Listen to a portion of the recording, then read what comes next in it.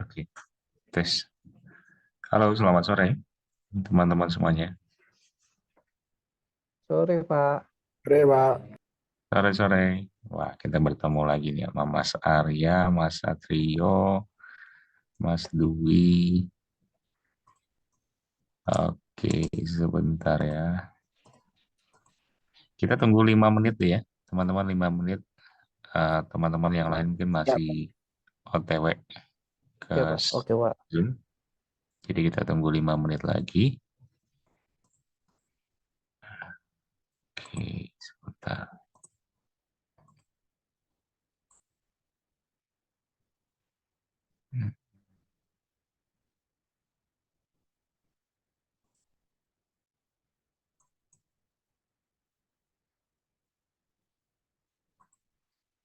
Nah, sambil nunggu teman-teman yang lain yang belum gabung, sebentar. Eh,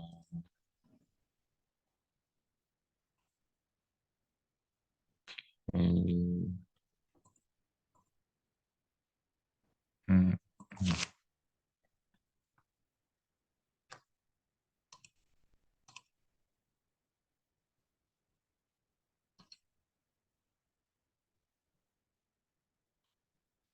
Oke, Oke, sambil nunggu teman-teman yang mungkin belum hadir, eh, mungkin Bapak mau mau coba eh, tanyakan dulu, mungkin beberapa teman-teman yang kemarin eh, mungkin kita kita mata kuliah apa kemarin ya?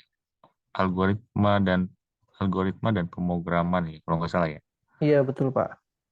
Eh, Algoritma. ada yang mungkin belum belum kirimkan mungkin untuk UAS-nya atau mungkin tugasnya yang kemarin Bapak tagih sih ya. Itu kemarin itu masih Bapak sudah ajukan sih, sudah ajukan yang mungkin yang telat-telat, yang mungkin ya masih bisa diubah atau enggaknya nantinya tergantung dari pihak kampus. Tapi yang jelas Bapak udah ajukan mungkin untuk ya, nilai update-nya gitu ya. Nanti coba dilihat aja kalau nilai sebenarnya mungkin udah keluar, belum keluar ya kayaknya sih ya. Kalau dilihat dari ini kan karena mungkin baru, seharusnya sih belum keluar untuk nilai apa hasil akhirnya gitu ya di mata kuliah eh, semester lalu. Tapi nanti dilihat lagi deh ya. Kalau kalau untuk update terakhirnya gitu ya. Kalau yang kita lihat kan update terakhirnya itu apakah memang udah masuk atau belum gitu kan. Kalau untuk yang update terakhir. Karena Bapak kemarin sih mungkin ngasih juga gitu ya. Nanti coba dilihat lagi deh. Gitu. Oh, Ya, Pak. Ini belum update sih, Pak. Saya cek. hmm. Nanti coba dilihat lagi deh, Mas Ya, Satrio. ya, Pak. Terakhir. Baik, Pak. Hmm. Oke, kita tunggu 1 menit lagi. Nanti baru kita mulai jam 7:05 deh.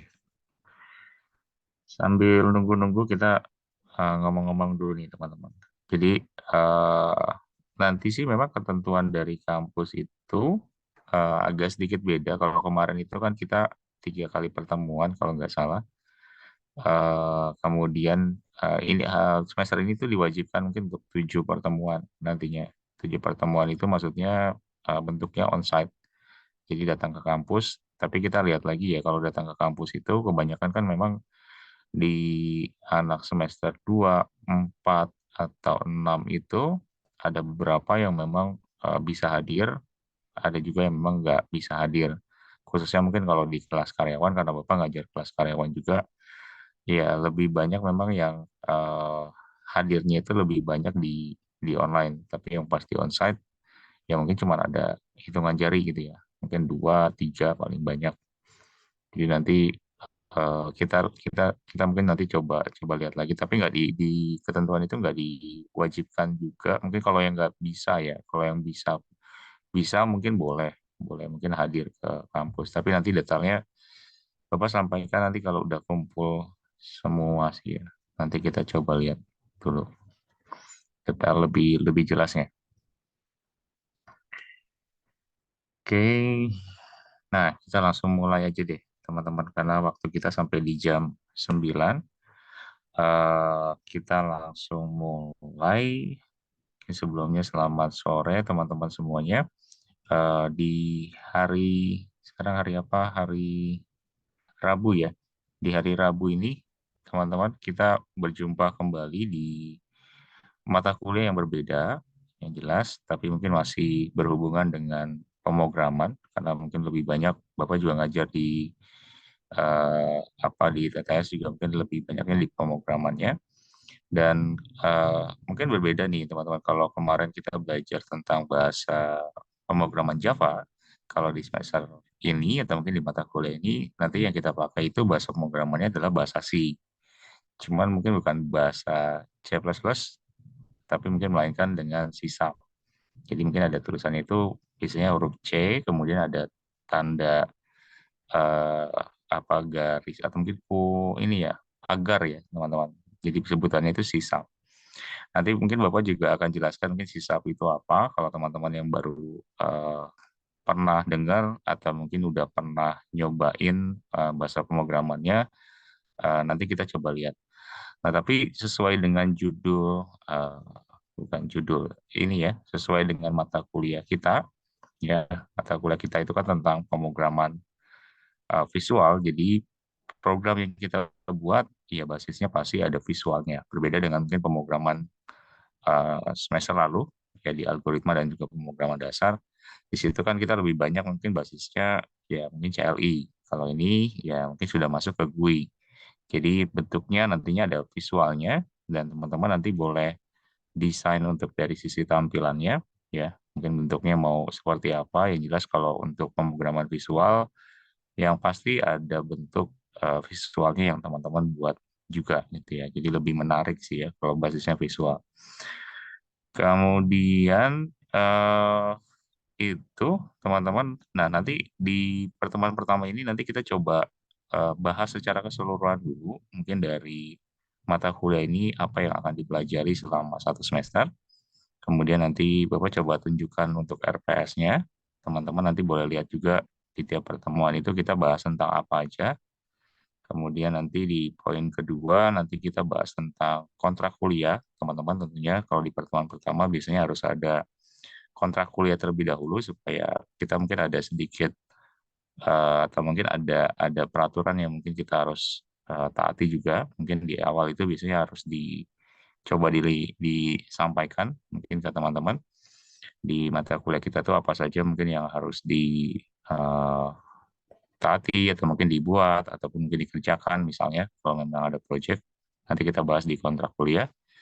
Kemudian paling sisanya nanti kita coba lihat mungkin untuk di pertemuan pertama kita pengenalan dari eh, aplikasinya, kemudian apa aja yang mungkin harus harus teman-teman mungkin siapkan mungkin dari sisi softwarenya nanti mungkin juga akan disampaikan. Jadi lebih banyak mungkin nanti kita bahas mungkin lebih karena pengenalan dasarnya dulu. Nanti di pertemuan kedua baru mungkin udah mulai masuk ke aplikasinya, gitu ya. Nah, kita masuk ke poin pertama dulu deh, teman-teman. Kalau untuk eh, ini dulu kali ya, untuk mata kuliah kita sendiri ya. Kalau teman-teman lihat, mungkin Bapak coba izin share screen dulu deh. Kita lihat ke sini ya. Bapak share screen RPS-nya. Nah, kita lihat ke sini, teman-teman. Nah, ini RPS kita. Jadi RPS kita ini sudah disusun oleh tim dari layanan akademik atau mungkin untuk tim di ITTS itu sendiri. Nah, kalau teman-teman lihat di sini, jadi yang kita pelajari mungkin di beberapa pertemuan nanti yang akan datang sudah terangkum semua di bagian RPS ini. Jadi nanti teman-teman di pertemuan awal kita tadi sudah disampaikan, kita nanti coba lebih mengenal lagi, lebih dalamnya lagi mungkin mengenai pemrograman di C Sharp. Kemudian pastinya kan di pemrograman C Sharp kita perlu semacam mungkin text editornya ya, text editornya yang akan digunakan. Sebenarnya untuk text editor ini kalau dari RPS mungkin kita ngikutin RPS-nya saja, kita menggunakan Visual Studio ya, mungkin yang basisnya .NET. Nanti teman-teman juga boleh cari, nanti mungkin Bapak juga akan coba ajarkan gimana cara mungkin untuk mencarinya di Google. Itu gampang banget sih, tinggal download Visual Studio, kemudian tinggal di enter, nanti download saja sama teman-teman yang basisnya untuk community. Nanti tinggal di download, kan gratis, free, kemudian nanti tinggal diinstal gitu ya. Tapi nanti kita coba coba ulas tuh habis ini. Kemudian di pertemuan kedua nanti kita belajar lebih banyak mungkin di pertemuan 2, 3, 4 ya. 2, 3, 4 itu kurang lebih nanti lebih banyak kita mempelajari mulai dari pengenalan toolbar-nya atau mungkin toolbox-nya, kemudian menu-menunya, kemudian cara bikin form seperti apa, kemudian pengenalan dari biasanya kalau di basisnya visual itu ya tentunya mungkin banyak hal yang perlu kita mungkin coba siapkan atau mungkin yang kita coba kenal gitu ya, mulai dari Windows Form-nya, kemudian ada juga codingan yang harus dipakai, pengenalan dasarnya mungkin kayak variabel, tipe data gitu ya. Nah, itu juga tetap mungkin nanti diajarkan teman-teman mungkin di pertemuan 2 sampai di pertemuan ke-4 gitu ya. Dan mungkin nanti di pertemuan ke-5, 6 gitu ya. 5, 6 ini nanti lebih banyak mungkin ke percabangan gitu ya. Ya mungkin yang akan dibahas gitu ya. Jadi fungsi if, else gitu ya. Dan mungkin pernah kita juga bahas juga di Java gitu ya. Tapi konsepnya agak sedikit berbeda nantinya pastinya. Dan nanti kita coba coba ulas juga mungkin sekedar mengulang sih, cuman mungkin di bahasa pemrograman yang berbeda gitu ya. Kalau kita lihat. Iya, Mas Abi nggak apa-apa. Oke, kemudian kita lanjutin lagi. Di pertemuan ke-6 nanti kita bahas tentang array. Array ini juga sebenarnya juga kita sudah membahasnya juga di mata kuliah sebelumnya, tapi mungkin nanti sekedar hanya mengulang kembali gitu ya untuk penerapannya di bahasa pemrograman yang berbeda itu seperti apa, hampir sama dengan di pertemuan 5 ya, kalau kita lihat. Kemudian di pertemuan 7 mungkin ada tipe variabel. Kemudian ini lebih banyak mungkin untuk membuat dari sisi program, dari sisi basisnya project. Jadi mungkin ada satu kasus, kemudian nanti kita coba buat bikin programnya, gitu ya, bikin programnya dengan mungkin memperhatikan beberapa hal, ya mungkin mulai dari tipe variabelnya, kemudian mungkin dari sisi apa, kalau di sini mungkin ada date time-nya, itu juga mungkin juga masuk juga ke bagian sini di pertemuan ke-7. Intinya sih mungkin lebih banyak di pertemuan 7 itu nanti ada kasusnya gitu ya, kasus yang mungkin harus teman-teman juga selesaikan. Kemudian UTS, nah lanjut lagi nanti masuk lagi di pertemuan ke-9. Di sehabis UTS itu lebih banyak kalau Bapak coba rangkum sedikit nih, karena ini ada sampai di pertemuan ke-15 ya. Kalau kita lihat 16 itu sudah UAS. Nah, nantinya kita main di database, teman-teman. Jadi database mungkin kayak bikin crystal report, ya. Kemudian juga nantinya mungkin koneksiin dari database-nya seperti apa. Kemudian konsep-konsep mungkin dasar, mungkin ketika mungkin teman-teman bikin memakai bahasa pemrograman tapi dengan konsep OOP atau mungkin PBO gitu ya bahasanya. Nah, itu yang mungkin coba diterapkan di uh, sehabis UTS. Jadi sehabis UTS itu lebih banyak memang ke konsep-konsep programming yang secara secara detailnya itu mungkin disampaikan atau mungkin disajikan dengan mungkin memperhatikan juga dari sisi pemrograman yang basisnya OOP. Jadi lebih banyak ke sana. Sama nanti kita juga ada database ya yang tadi sudah disinggung. Mungkin nanti kita bikin entah itu mungkin bikin satu project yang nantinya ada database di sana, kemudian dikoneksikan, kemudian disajikan ke form yang teman-teman buat misalnya, atau mungkin ketampilan yang teman-teman buat dengan mungkin adanya koneksi dari sisi database-nya. Kemudian, nah kalau di sini sih di RPS ini mungkin nanti ada tugas kelompok ya. Tapi kalau dari Bapak pribadi nanti menyesuaikan saja, karena ini kan juga kelas karyawan. Kelas karyawan itu Bapak juga pasti tahu, teman-teman juga pasti punya kesibukannya masing-masing, mungkin di luar dari kuliah. Jadi agak mungkin diberikan bukan kelonggaran sih ya, mungkin diberikan kayak semacam toleransi, kayak toleransi mungkin untuk berkaitan dengan tugas dan lain sebagainya. Tapi tentunya nantinya kita juga pasti ada proyeknya juga gitu ya, yang bentuknya nanti mungkin akan disampaikan juga di detailnya di apa di kontrak kuliah di poin kedua. Tapi ya nanti kita sesuaikan aja ya, teman-teman disesuaikan aja dengan apa tugas apa yang akan diberikan. Kemudian teman-teman juga nanti lihat juga apa saja mungkin yang harus disiapkan oleh teman-teman. Tapi yang jelas mungkin di RPS ini teman-teman mungkin dulu sudah sedikit ada gambaran eh, mengenai apa aja yang kita kita pelajari. Tapi di pertemuan 14-15 ini nanti menyesuaikan aja ya teman-teman di 14-15 ini. Kalau di 2 semester lalu karena Bapak juga ngajari pemrograman visual ya untuk anak-anak di semester keempat, kalau nggak salah kemarin itu masih di semester 2. Itu kita menyesuaikan juga sih di pertemuan terakhir-terakhir sehabis sebelum UAS ya. Itu biasanya mungkin nanti ada mini project itu yang harus diselesaikan, ataupun mungkin nanti kalau bisa masuk ya karena mungkin kita juga diwajibkan masuk ya, tapi mungkin menyesuaikan juga dengan jadwal kita. Nanti apa boleh juga mungkin untuk diikuti mungkin dari RPS-nya, misalnya mungkin dipresentasikan dan lain sebagainya. Tapi nanti menyesuaikan aja deh teman-teman kalau untuk di poin 14 dan juga 15 gitu ya. Tapi gambaran secara uh, garis besarnya kurang lebih seperti ini teman-teman. Gambaran secara garis besarnya kalau untuk di mata kuliah kita di pemrograman atau mungkin di pemrograman visual ya. Jadi yang kita pelajari mungkin dari pertemuan awal sampai di akhir seperti ini.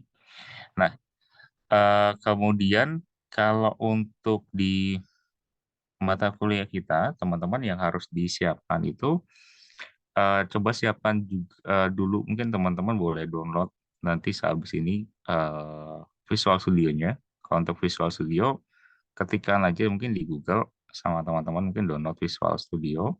Kemudian nanti coba cari versi terupdate-nya juga boleh, atau mungkin versi yang biasanya di bawah dari yang update lebih bagus, lebih disarankan, karena mungkin takutnya yang versi terupdate juga mungkin masih ada bug, tapi mungkin ya boleh juga mungkin di bawah dari itu sih ya. Nanti coba disiapkan dulu, kalau udah disiapkan, nanti baru kita mungkin coba di eh, pertemuan kedua gitu ya. Karena yang kita harus ada dulu mungkin editornya dulu teman-teman. Kalau untuk di eh, bahasa pemrogramannya kan mungkin dia hanya mengikuti aja ya. Mungkin dari editornya kalau sudah ada ya tinggal kita pakai untuk di sisapnya. Nah itu yang harus disiapkan sih teman-teman untuk Visual Studio. Kalau ditanya mungkin besar atau enggak, kalau teman-teman yang udah pernah install pasti udah tahu juga. Mungkin size-nya kira-kira mungkin sekitar kalau diinstal di komputer kalian mungkin 6 sampai 6 giga paling 6 gigaan gitu. Itu juga boleh. Tapi kalau ada alternatif ya eh alternatif mungkin kalau kalau teman-teman mungkin punya punya eh, referensi lain mungkin selain Visual Studio, teman-teman boleh juga pakai sih gitu. Boleh juga pakai selain mungkin Visual Studio ya. Karena yang kita pakai kan Visual Studio. Jadi kalau selain itu ya boleh juga sih. Teman-teman mungkin memakai alternatif lain. Tadi ada yang chat. Bentar. Mas Arya tanya, maaf Pak, apakah Visual Studio Code? Oh iya, kita pakainya Visual Studio saja sih Mas. Visual Studio Code, kalau ada mungkin coba coba. Kayaknya dia mungkin nggak basisnya ini ya. Visual Studio Code mungkin lebih lebih ke CLI-nya ya. Tapi kalau kalau dilihat ya mungkin eh, karena kita gunanya itu form ya. Basisnya itu ada formnya. Jadi eh, kalau memang di Visual Studio Code itu mungkin ada ya boleh, atau Bapak sih rekomendasi Visual Studio saja sih gitu. Jadi nanti boleh sambil dicari dulu sih. Cari dulu sama Mas Arya dan juga teman-teman. Itu kemudian eh untuk detailnya sih nanti kalau teman-teman mungkin sudah sudah dapat eh, apa software nanti boleh diinstal. Nanti baru di pertemuan kedua, sorry, pertemuan kedua nanti baru kita coba coba untuk cobain bareng-bareng. Oke, sampai sini dulu teman-teman, mungkin ada pertanyaan dulu kalau untuk mata kuliah kita yang kita pelajari kurang lebih seperti ini, dari semester atau mungkin dari pertemuan 1 sampai di pertemuan terakhir, di pertemuan 15. Kalau ditanya mungkin ada bentuk proyeknya enggak gitu ya, atau mungkin di UTS-nya ngapain Pak gitu ya, UTS dan juga UAS. Bentuknya UTS UAS itu tetap teman-teman, kita bentuknya nanti kayak semacam mini project, cuma Bapak lagi kepikiran kalau di semester lalu kan individu ya, apa mungkin dibikin kelompok, apa lebih bagus atau mungkin lebih efektif, nanti coba kita mungkin terapkan juga gitu ya, mungkin entah itu di tugas atau di prakteknya, kalau memang mungkin keterbatasan mungkin di alat ya misalnya atau mungkin di software, jadi mungkin kita bisa terapin mungkin untuk tugas kelompok, cuma tugas kelompok yang jelas ya teman-teman yang eh, harus harus mungkin sebisa mungkin harus mencoba juga gitu ya, karena kan kalau tugas kelompok biasanya ada yang mungkin ada yang kerja ada yang enggak gitu ya, bisa kan gitu ya. Tapi ya balik lagi, nanti kita coba sesuaikan lagi deh ya, apakah bentuknya nanti untuk di projectnya itu per kelompok atau individu misalnya ya. Nah itu nanti kita menyesuaikan. Oke. Oh iya boleh Mas Arya, nanti diganti aja yang grup kita kemarin yang di algoritma dan pemrograman itu kita ganti jadi pemrograman visual. Jadi supaya komunikasi kita juga bisa bisa dilakukan di sana lagi. Jadi nggak usah bikin grup baru lagi gitu ya. Nah di situ aja. Kemarin juga Bapak juga di semester 4 ya, ngajar anak-anak harus semester 4. Kita juga grupnya sama juga sih itu lagi. Karena kan belum dihapus ya. Jadi ya pakai pakai grup yang sama juga. Jadi ya udah nggak usah bikin lagi jadinya. Pakai aja yang lama sih. Boleh Mas Arya. Bagus. Oke, teman-teman, eh, kalau nggak ada pertanyaan, kita masuk ke poin kedua nih. Jadi yang kita kita bahas mungkin di awal-awal pertemuan lebih banyak mungkin ngebahas tentang eh, apa yang kita pelajari, dan yang tadi yang poin kedua yang Bapak mau coba sampaikan, Bapak coba izin stop share, adalah untuk kontrak perkuliahan, teman-teman. Kalau kontrak perkuliahan sebenarnya eh, di setiap dosen pasti mungkin menyampaikan ini biasanya di awal supaya kita mungkin juga ada kayak semacam rules atau mungkin peraturan yang teman-teman juga harus taati juga. Jadi kalau nggak ada rules atau mungkin peraturan nanti yang ada mungkin ya teman-teman mungkin nanti nggak terlalu ini juga gitu ya, nggak terlalu apa eh, nggak ada aturan ya berarti juga nantinya bisa bisa sebebasnya gitu ya, dan nanti mungkin sebebasnya itu seperti mungkin kayak ngumpulin tugas kapan aja dan lain sebagainya. Jadi tetap teman-teman kalau di eh, mata kuliah Bapak sih sebenarnya nggak terlalu ketat atau gimana. Yang paling terpenting adalah teman-teman yang penting melengkapi dari apa yang memang sudah dikasih ke teman-teman. Misalnya mungkin kayak bentuknya tugas nih, kita misalnya ada tugas deadline itu di tanggal 7 misalnya ya, tanggal 7 Maret. Nah, nanti teman-teman mungkin coba lengkapi tugasnya itu sebisa mungkin sebelum tanggalnya. Atau mungkin ya telat-telat, misalnya kalau kelas karyawan kan biasanya ya ada kesibukannya sendiri, Bapak juga mewajarkan. Kalau telat-telat mungkin seminggu dan lain sebagainya masih ya diperbolehkan. Tapi jangan sampai lupa. Itu kan yang paling sering kalau di kelas karyawan itu, aduh lupa nih kirim tugas gitu ya, baru ingat mungkin di dua minggu kemudian gitu ya. Nah, itu kan jadinya agak susah buat Bapak juga buat nilai, masukin nilainya. Jadi di detik-detik terakhir udah mau ngirim nilai ke layanan akademik di TTS gitu ya. Akhirnya ya telat gitu ya. Harus nungguin dulu nilai yang belum dimasukkan atau mungkin yang belum dikumpulkan ke Bapak.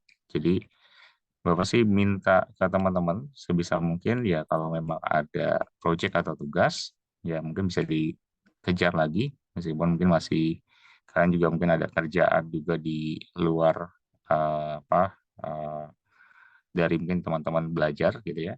Tapi sebisa mungkin disempatkan waktunya, diatur waktunya gitu ya, sebaik mungkin. Nah, itu teman-teman karena poinnya lumayan kalau kalian lihat mungkin di apa penilaian mungkin dari sisi pembagian penilaian ya. Kalau kita lihat di ITTS sendiri, karena poin tugas atau poin project itu ada poinnya yang lumayan juga gitu ya. Mungkin ada sekitar berapa persen ya? Mungkin kalau Bapak coba share dulu nih.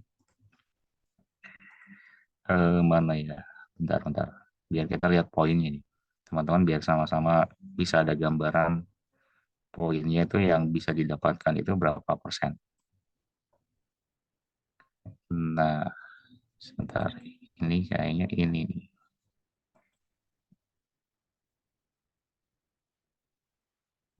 Oke. Nah, kok close. Bentar ya. Oke. Kelihatan nggak ya? Nggak kelihatan ya. Nah, ini. Oke. Nah, ini, teman-teman. Jadi coba perhatikan lagi. Ini bukan nama nama kalian nih. Nah, ini nama kalian. Nah, ini. Coba perhatikan lagi, teman-teman. Jadi, dari 100 poin, dari 100 poin yang kita eh, dapatkan, ya, atau mungkin yang tersedia buat teman-teman, eh, kan untuk mendapatkan, kalau di kuliah itu ada predikatnya, atau mungkin ada nilai akhir, dan mungkin nanti ada nilai huruf yang mungkin teman-teman juga dapatkan. Dan di situ ada penilaian dari masing-masingnya, termasuk juga berkaitan juga dengan tadi yang kita bahas itu berkaitan dengan tugas atau praktek. Tugas praktek itu 30%, teman-teman, cukup lumayan besar. Jadi coba diperhatikan lagi kayak kemarin itu di mata kuliah kita itu cuma ada beberapa tugas ya, mungkin sekitar dua, tiga ya, kalau nggak salah tiga tugas deh. Kalau nggak salah ya, Bapak juga agak sedikit lupa nih. Tiga tugas teman-teman selama satu semester itu kan bisa dibilang nggak terlalu banyak juga ya. Kalau Bapak kan menyesuaikan juga biasanya kalau kelas karyawan itu eh, karena mungkin kerja juga jadi sebisa mungkin sih nggak terlalu banyak tugas gitu ya. Beda sama mungkin sama kelas reguler, biasanya kalau mungkin kelas pagi.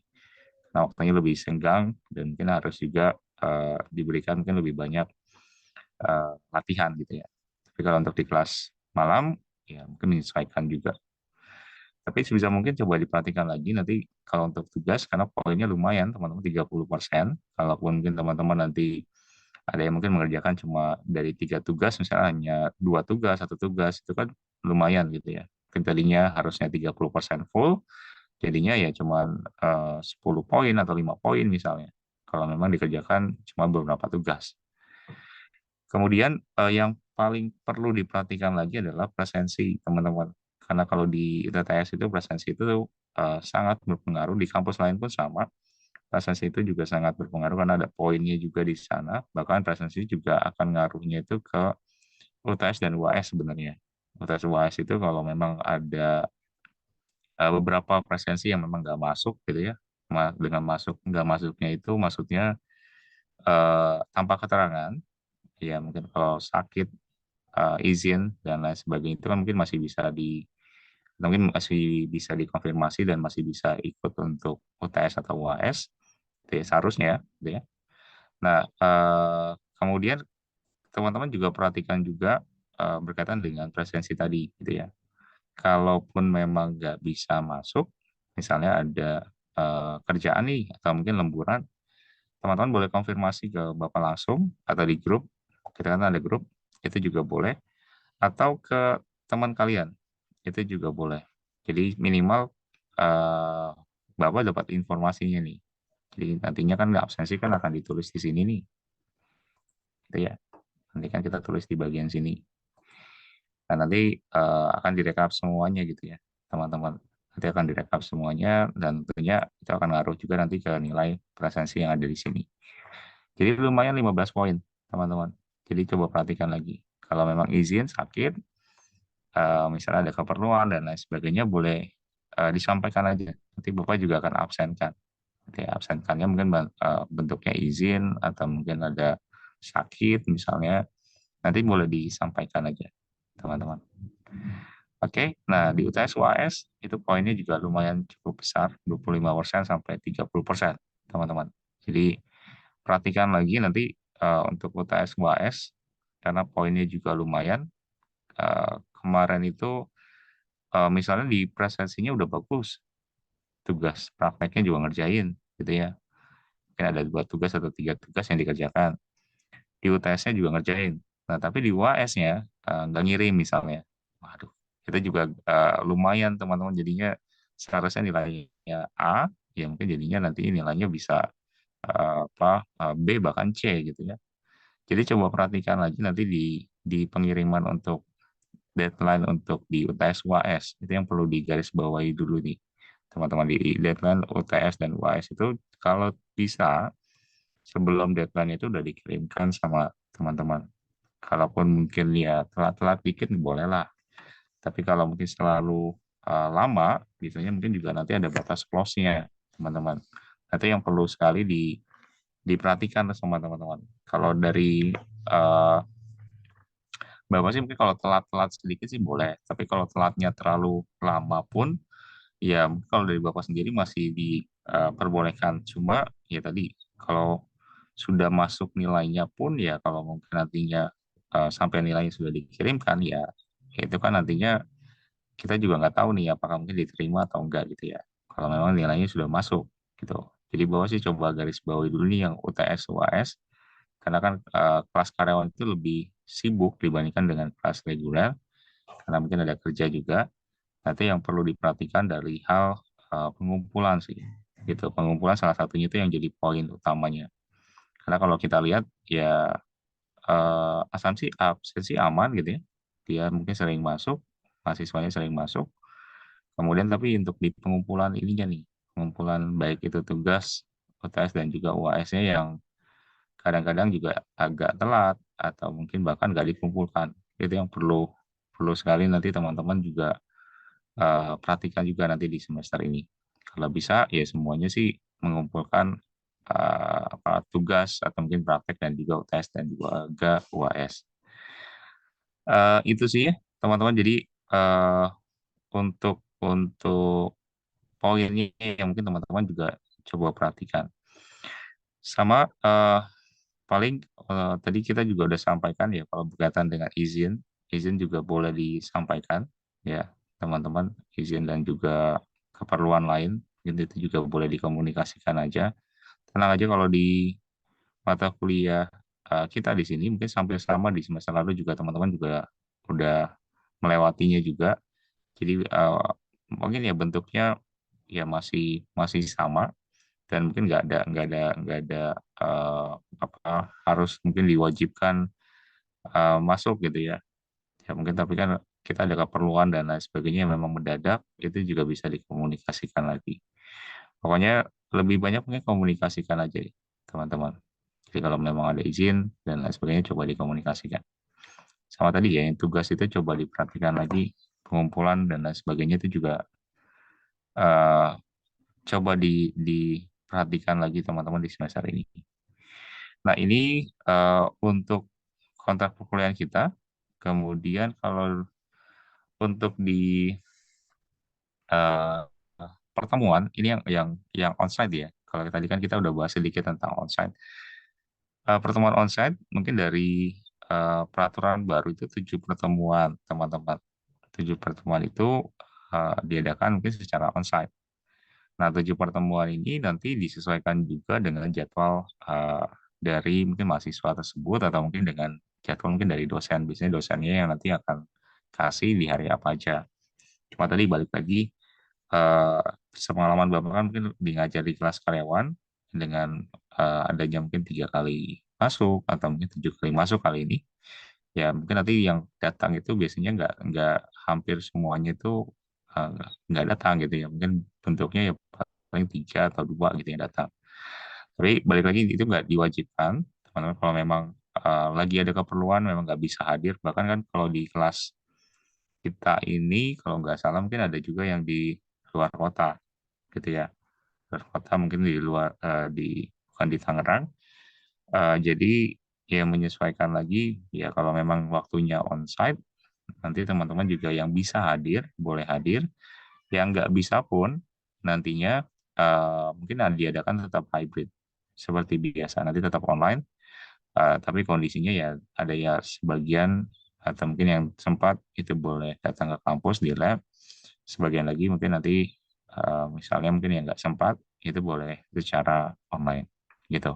Jadi nanti diatur lagi jadwalnya itu sama kita, mungkin kesepakatan dari kita, mungkin waktunya itu kapan saja. Misalnya mungkin kalau mau dibikin satu kali online, satu kali lagi onsite, jadi selang-seling misalnya, satu kali lagi online, satu kali lagi onsite, mungkin selama 7 pertemuan itu kan kebagian semua tuh, sampai di semester ke, atau mungkin sampai di setelah UTS ya, itu juga kebagian juga. Jadi bisa juga seperti itu sih, teman-teman. Misalnya minggu ini kita online, minggu depan kita onsite misalnya. Itu kan juga bisa juga. Tapi nanti dikomunikasikan aja mungkin nanti di grup teman-teman. Kalau untuk jadwal masuk atau mungkin jadwal onsite, gitu ya. Nah itu eh, untuk detailnya ya, teman-teman untuk kontrak perkuliahan kita. Selebihnya kalau untuk di mata kuliah eh, Bapak di sini hampir sama dengan semester lalu juga nggak terlalu banyak mungkin perubahan. Intinya sih mungkin teman-teman juga sudah paham apa yang harus dikerjakan, apa yang harus mungkin dilakukan, apa yang harus mungkin dilengkapi gitu ya. Nanti yang teman-teman coba perhatikan lagi di semester ini. Bapak sih berharap mungkin di semester ini bisa semuanya itu dapat nilai yang maksimal juga, karena mungkin kan nilai yang maksimal juga akan berpengaruh juga nantinya teman-teman ke IPK kalian yang nanti didapatkan di hasil akhirnya ya. Mungkin yang nanti habis perkuliahan teman-teman kan pasti dapatkan nilai. Nanti yang mungkin diharapkan teman-teman semoga sih bisa dapat nilai yang bagus semua. Oke, dari bawah sih itu kalau untuk di kontrak perkuliahan kita, mungkin dari teman-teman ada pertanyaan dulu sebelum kita lanjut.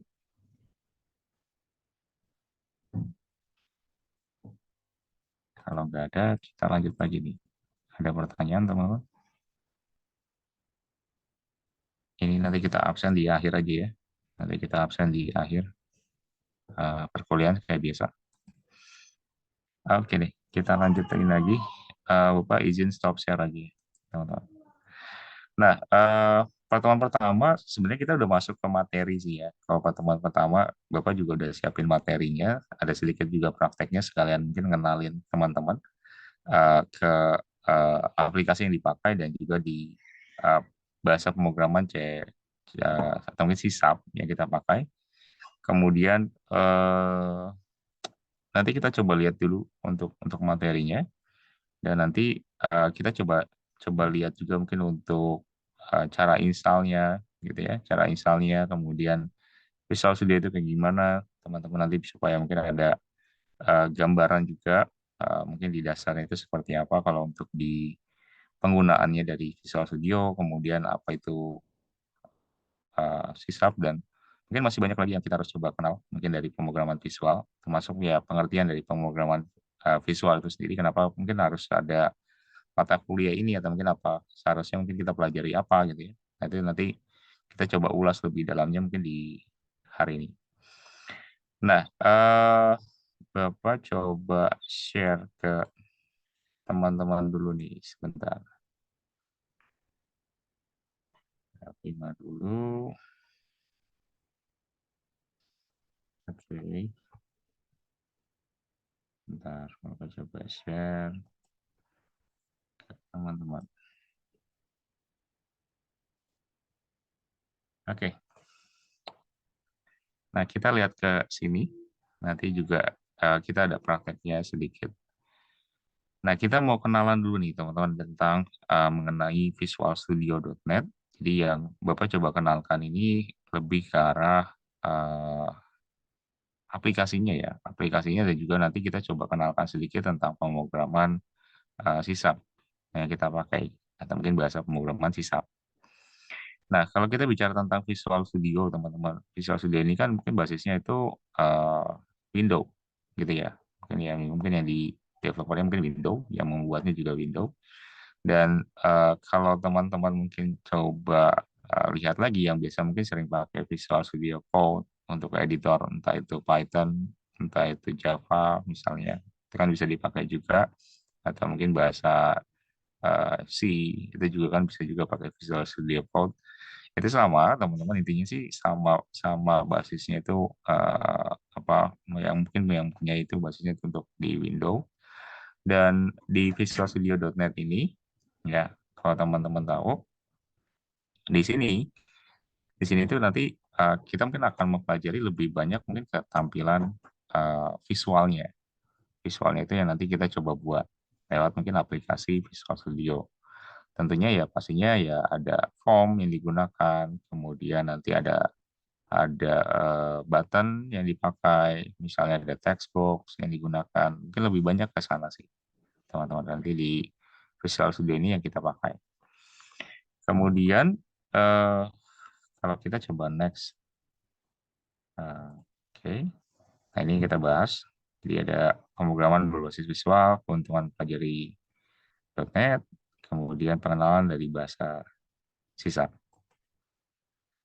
Nah, kita masuk ke poin yang pertama dulu nih, pemrograman berbasis visual. Kita coba lihat. Nah, kalau kita bicara tentang pemrograman visual, pasti yang ada di benak kita itu pasti sesuai dengan namanya. Biasanya kalau ada visual berarti ada tampilannya, gitu ya. Bukan berarti mungkin bahasa pemrograman yang basisnya CLI nggak ada tampilannya. Tetap ada tampilannya, tapi hanya berupa teks, teman-teman. Sedangkan kalau untuk di pemrograman visual, ya tentunya nantinya ada kayak bentuknya, ada gambarnya, ada grafiknya, ada ikonnya, di mana ya user atau mungkin si pengguna itu bisa menggunakan dari aplikasi tersebut ya dengan lebih user friendly, atau bahasanya ya dia gampang nih gunainnya, lebih menarik nih menurut si user. Si user lebih lebih antusias ketika mungkin menggunakan programnya gitu ya, dibandingkan dengan ya kita mungkin menggunakan dari basisnya uh, output hasil akhirnya pemrograman itu dalam bentuk CLI. Bukan berarti mungkin CLI itu jelek, teman-teman. Ya mungkin tetap aja bisa digunakan juga dan bisa berfungsi. Tapi kalau kita bandingkan dengan GUI, itu beda jauh juga gitu ya.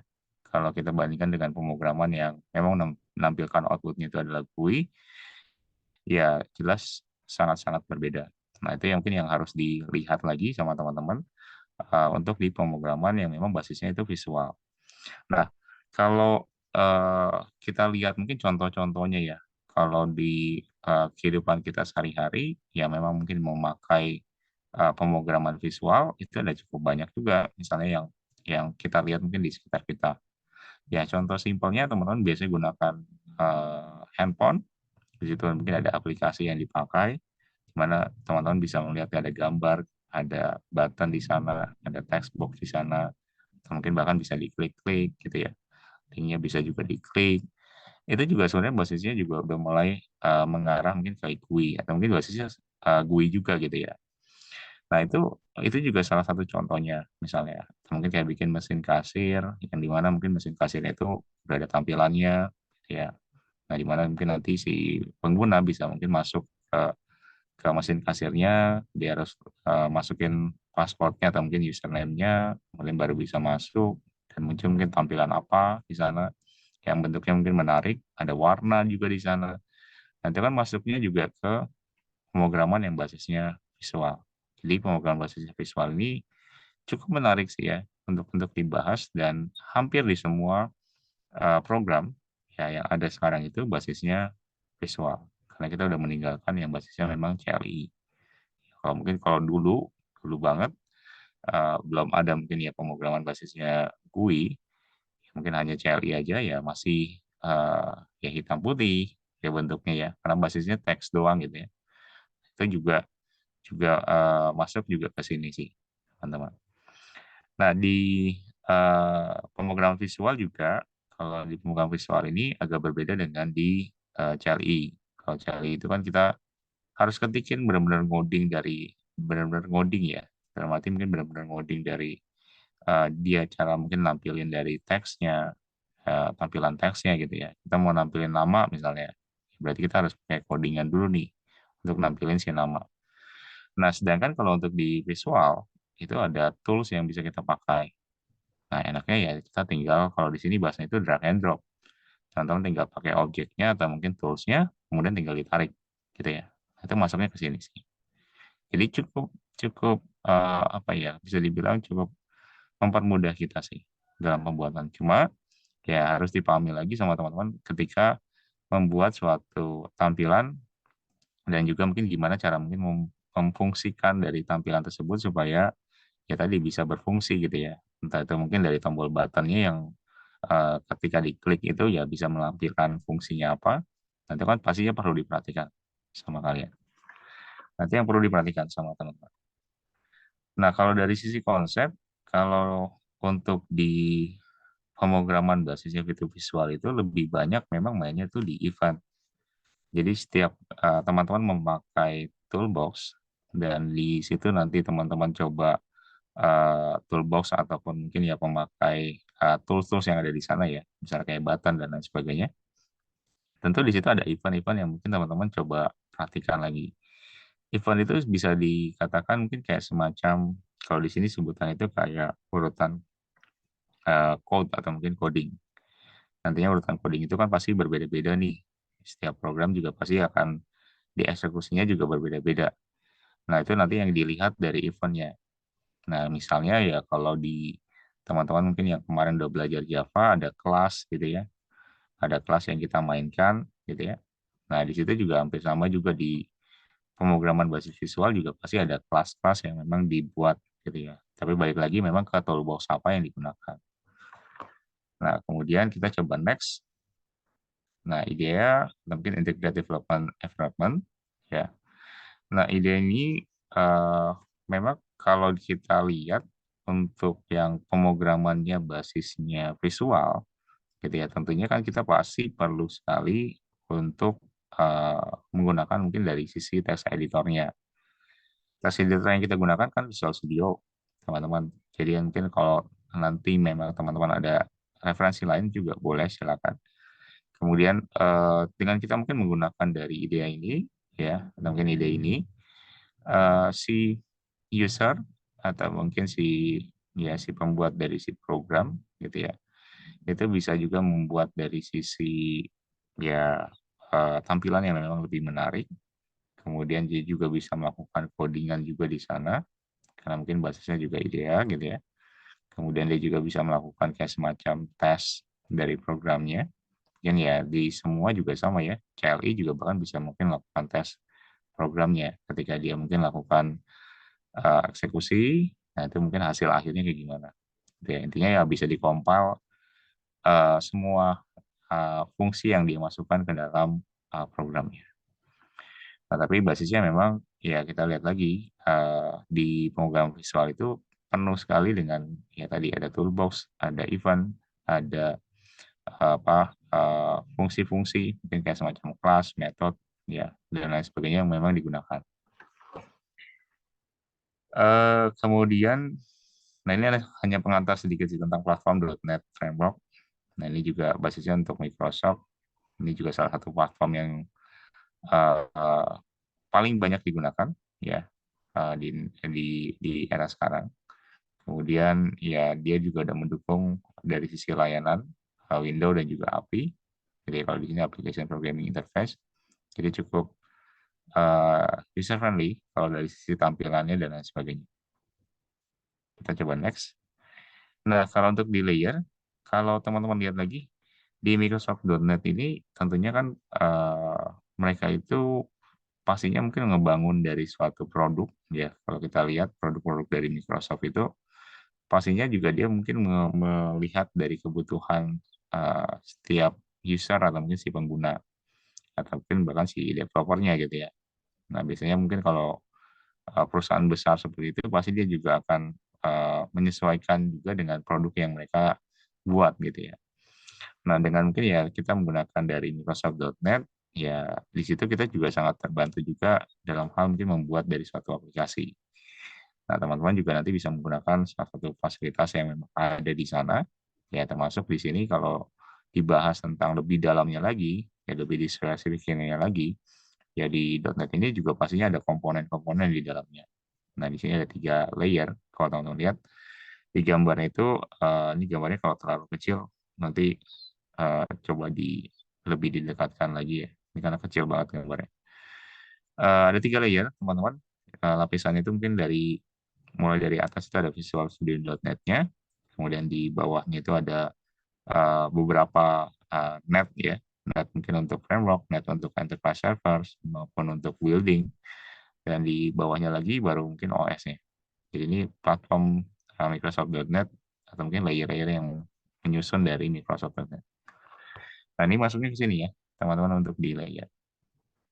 Nah, kenapa kita mungkin harus mempelajari .NET atau mungkin keuntungannya apa sih gitu ya? Kalau kita lihat di poin yang kedua, kalau .NET itu kalau Bapak coba rangkum sedikit nih, karena ini mungkin ada bahasa-bahasa yang kalau teman-teman lihat di sini eh, lebih banyak mungkin ke bahasa-bahasa yang kita nggak terlalu familiar ya. Nah, misalnya kayak gini. Nah, kalau Bapak coba rangkum sedikit deh, teman-teman, keuntungan kita mungkin mempelajari .NET.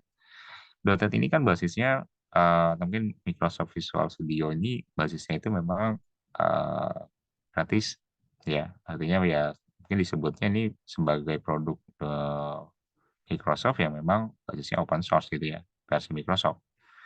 Dan di sini juga support ke beberapa bahasa pemrograman ya, mungkin sampai sama dengan Visual Studio Code ya. Di situ kita mungkin bisa support ke misalnya kayak Python, C, bahasa C gitu ya, C++, C Sharp. Kemudian bahkan untuk web pun juga bisa gitu ya, kalau mungkin di Visual Studio Code. Jadi di sini pun mungkin juga support ke beberapa macam bahasa pemrograman. Nah ya mungkin yang support di Visual Studio.net ya salah satunya yang kita pelajari, yaitu adalah bahasa C Sharp. Jadi ya untuk dari sisi arsitekturnya dia juga bisa digunakan di berbagai macam bahasa pemrograman gitu ya. Itu keuntungan yang paling utamanya ketika kita menggunakan satu text editor di mana dia udah support ke semuanya nih gitu ya. Udah support ke semuanya. Kita mau bikin basisnya pemrograman visual tapi pakai bahasa C atau mungkin bahasa Visual Basic misalnya, dia udah support juga nih gitu ya.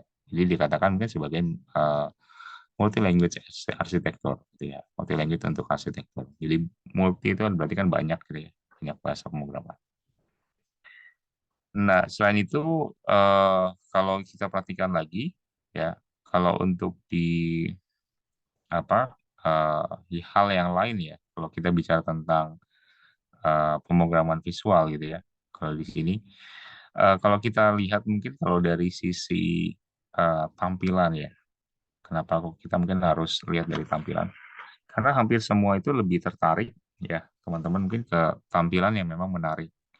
Karena tampilan yang menarik itu juga pastinya kan akan membuat si user itu lebih lebih apa antusias, lebih banyak mungkin ya eh, dibuka sama mereka gitu ya, dibuka aplikasinya atau mereka nyaman bahkan ketika mungkin memakai aplikasinya. Nah, itu sebenarnya juga salah satu alasan mungkin ya kita harus juga mempelajari dari pemrograman visual karena hampir semua di program-program yang ada di era sekarang ini ya juga basisnya menggunakan dari tampilan visual. Makanya ya kita perlu sekali untuk membuat ya aplikasi yang memang basisnya juga visual juga gitu ya. Kita udah mulai tinggalkan mungkin yang namanya itu CLI. Nah, jadi ya untuk di era sekarang juga sangat-sangat penting. Bahkan ya ada beberapa apa profesi ya, sebutannya mungkin profesi yang memang khusus untuk di bagian tersebut gitu ya. Ya mungkin untuk khusus bagian tersebut berarti dia mungkin yang untuk bagian desain tampilan ya. Nah, itu kan juga ada juga yang memang pekerjaannya itu di bidang hal tersebut gitu ya. Nah, itu contohnya sih teman-teman kayak UI UX gitu ya. Itu kan ada bagian yang memang bisa membuatnya tampilan itu jadi lebih menarik gitu ya. Nah, itu kan sebenarnya juga salah satu profesi yang juga juga sangat-sangat dibutuhkan juga gitu ya. Nah, itu kemudian kalau di pemrograman visual juga, atau mungkin kenapa kita harus mempelajari .NET, di situ juga kalau teman-teman lihat ya, kalau teman-teman lihat lagi, dari sisi kemudahannya pun juga dari sisi mungkin ya kemudahan dalam arti mungkin ya kita bisa lihat .NET itu juga kan pasti support ke beberapa bahasa pemrograman. Itu juga mempermudah dari si uh, developer atau mungkin dari si pembuat dari program itu ketika dia mungkin mau membuat satu aplikasi yang memang bentuknya itu menggunakan dari bahasa pemrograman lain gitu ya. Makanya ya dikatakan dia itu juga bisa mungkin untuk platform usability gitu ya kalau di sini. Jadi ya mungkin untuk menggunakan aplikasi yang lintas platform gitu ya, itu juga mungkin mensupport dalam hal itu. Jadi yang penting ya tadi mungkin bahasa pemrograman apa yang dia gunakan, teman-teman. Nah, itu kemudian kalau di yang perlu diperhatikan lagi kalau untuk di eh, pemrograman visual itu sendiri yang basisnya .NET, ya paling di situ juga pastinya akan nantinya terdiri ada cukup banyak yang teman-teman juga coba lihat. Biasanya nanti mainnya itu entah itu di properties, pasti kan nanti nanti ada properties yang ditampilkan di Visual Studio. Kemudian entah itu mainnya di toolbox, ya. Kalau di pemrograman visual pasti mainnya nggak jauh-jauh dari sana. Form, ya, itu juga pasti kita mainnya juga di sana. Jadi dikatakan mungkin cukup banyak yang perlu diperhatikan. Termasuk nanti ketika udah masuk ke codingannya pun, ya tetap ada kayak kelas, tetap ada mungkin kayak metode, ya. Bahkan di situ juga nantinya ada library yang mungkin ada juga ya. Mungkin untuk kita menyimpan dari objeknya ataupun dari filenya. Nah, itu juga perlu dilihat lagi. Bahkan ya di sini juga support untuk mungkin membuat dari ya salah satunya adalah aplikasi untuk di web gitu ya, contohnya. Nah, ini salah satu keuntungan juga yang bisa kita dapatkan mungkin dari mempelajari dari .NET, teman-teman. Nah, selain itu apalagi? Ini kita masuk ke poin ketiga sekarang untuk pengenalan bahasa C#. Nah, kalau kita lihat teman-teman bahasa C ini kan cukup eh, banyak atau mungkin cukup eh, paling awal lah ya sebutan itu paling awal eh, ketika kita mungkin mau belajar dari bahasa pemrograman, Bapak sih merekomendasi itu untuk belajar bahasa C dulu. Karena bahasa C ini kan bahasa utama atau mungkin bahasa pertama ketika teman-teman mau belajar mungkin untuk bahasa pemrograman. Nah, bahasa C ini juga kan ada terbagi mungkin ke beberapa bahasa gitu ya. Mungkin salah satunya ya ada C++, ada C# gitu ya, yang mungkin dipakai juga. Nah, ya mungkin salah satunya ya C# ini yang kita pelajari gitu ya. Nah, mungkin kalau ditanya ya mungkin apa yang membedakan dengan C# dengan C++ gitu ya. Sebenarnya sama, nggak jauh berbeda, cuma memang ada beberapa sintak yang memang berbeda dengan di C++. Tetapi secara struktur sama persis, teman-teman. Karena kan dia basisnya C ya. C dengan Java pun mungkin hampir sama kan ya. Kalau kita lihat cuma beda mungkin beberapa di sintaknya saja. Secara fungsi ya sama gitu ya. Secara logika juga sama. Jadi sebenarnya kalau teman-teman udah memahami dari mata kuliah kita sebelumnya, ya, di algoritma dan juga pemrograman, seharusnya kalau ketika kita memakai bahasa yang lain, bahasa pemrograman lain, seharusnya bisa dengan gampang atau mungkin dengan cepat bisa mengikuti. Nah, bahasa C ini juga, atau mungkin bahasa C#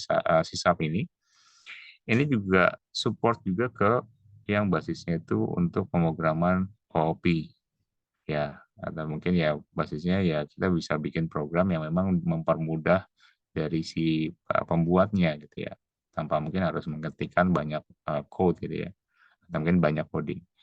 Nah, di sini juga untuk yang basisnya OOP, ya tentunya kan di situ banyak contoh ya, yang mungkin bisa dibuat gitu ya, dengan mungkin ya kita menerapkan dari pemrograman yang basisnya OOP. Nah, salah satu contohnya ya ada interfaces, kemudian ada juga kelas, ya ada juga polymorphism, ya ada juga encapsulation. Itu juga salah satu mungkin contoh yang memang mengusung dari konsep dari OOP. Nah, OOP ini juga identik dengan fungsi sama prosedur, teman-teman, yang perlu dipahami. Nanti teman-teman coba cari-cari sedikit lah ya, mungkin mengenai fungsi dan juga prosedur. Karena itu kan juga ngaruh juga nanti ke uh, pemrograman yang memang basisnya OOP. Karena banyak sekali mungkin kalau untuk di era sekarang itu ya menggunakan dari pemrograman yang memang basisnya OOP. Karena kan nggak mungkin semuanya itu kita taruh di dalam main, teman-teman. Pastinya kan kalau ketika kita bikin program, semuanya taruh di dalam main, tapi mungkin nggak ada kelas-kelas yang dibuat, ya tentunya juga akan memperberat juga gitu ya, dari program yang kita buat. Jadi wajib banget mungkin menggunakan dari konsep OOP. Karena banyak sekali mungkin kalau untuk di era sekarang itu ya menggunakan dari pemrograman yang memang basisnya OOP. Karena kan nggak mungkin semuanya itu kita taruh di dalam main, tapi mungkin nggak ada kelas-kelas yang dibuat, ya tentunya juga akan memperberat juga gitu ya, dari program yang kita buat. Jadi wajib banget mungkin yang basisnya untuk program itu, untuk yang basisnya untuk OOP. Nah, kita coba next lagi. Nah, ini kayaknya sedikit lagi. Nah, untuk struktur dasarnya, kalau dari struktur dasar sih sebenarnya kalau teman-teman lihat, kalau untuk di bahasa sih ya hampir sama ya. Biasanya mungkin kalau di sini kalau Bapak coba ambil beberapa, ada bagian deklarasinya, kemudian bagian kelas, kemudian baru bagian fungsi atau mungkin metode. Kalau dilihat di contoh codingannya ini bentuknya kayak gini, teman-teman. Jadi ada deklarasi paling atasnya, mungkin kayak using system bla bla bla, gitu ya. Kemudian ada bagian kelasnya, kelas mungkin untuk di kelas awalnya, kemudian untuk fungsinya, di mana mungkin di situ nanti ada main, ya seperti biasa nanti yang ditampilkan apa di bagian tengahnya, apa yang mau dicetak, dan fungsi apa yang dipakai.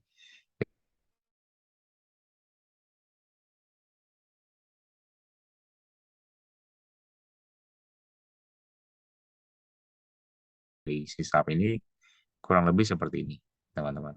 Tapi jangan dilihat lagi nanti di pemrograman visual kok beda gitu ya. Karena pasti tentunya ya tergantung dari tools apa yang digunakan, fungsi apa yang digunakan, teman-teman. Tapi ini cuma contoh saja, mungkin dari sisi struktur dasar dari sisap, teman-teman. Nah, ini contohnya ya, teman-teman. Contohnya mungkin dari sisi struktur dasar dari sisap. Nah, ini materi kita nih, teman-teman. Mungkin Bapak coba izin stop share. Nah, untuk dapatin softwarenya, teman-teman nanti kunjungi aja situs dari si Visual Studio. Mungkin Bapak coba demokan sedikit ya. Sebentar, mana nih? Oke,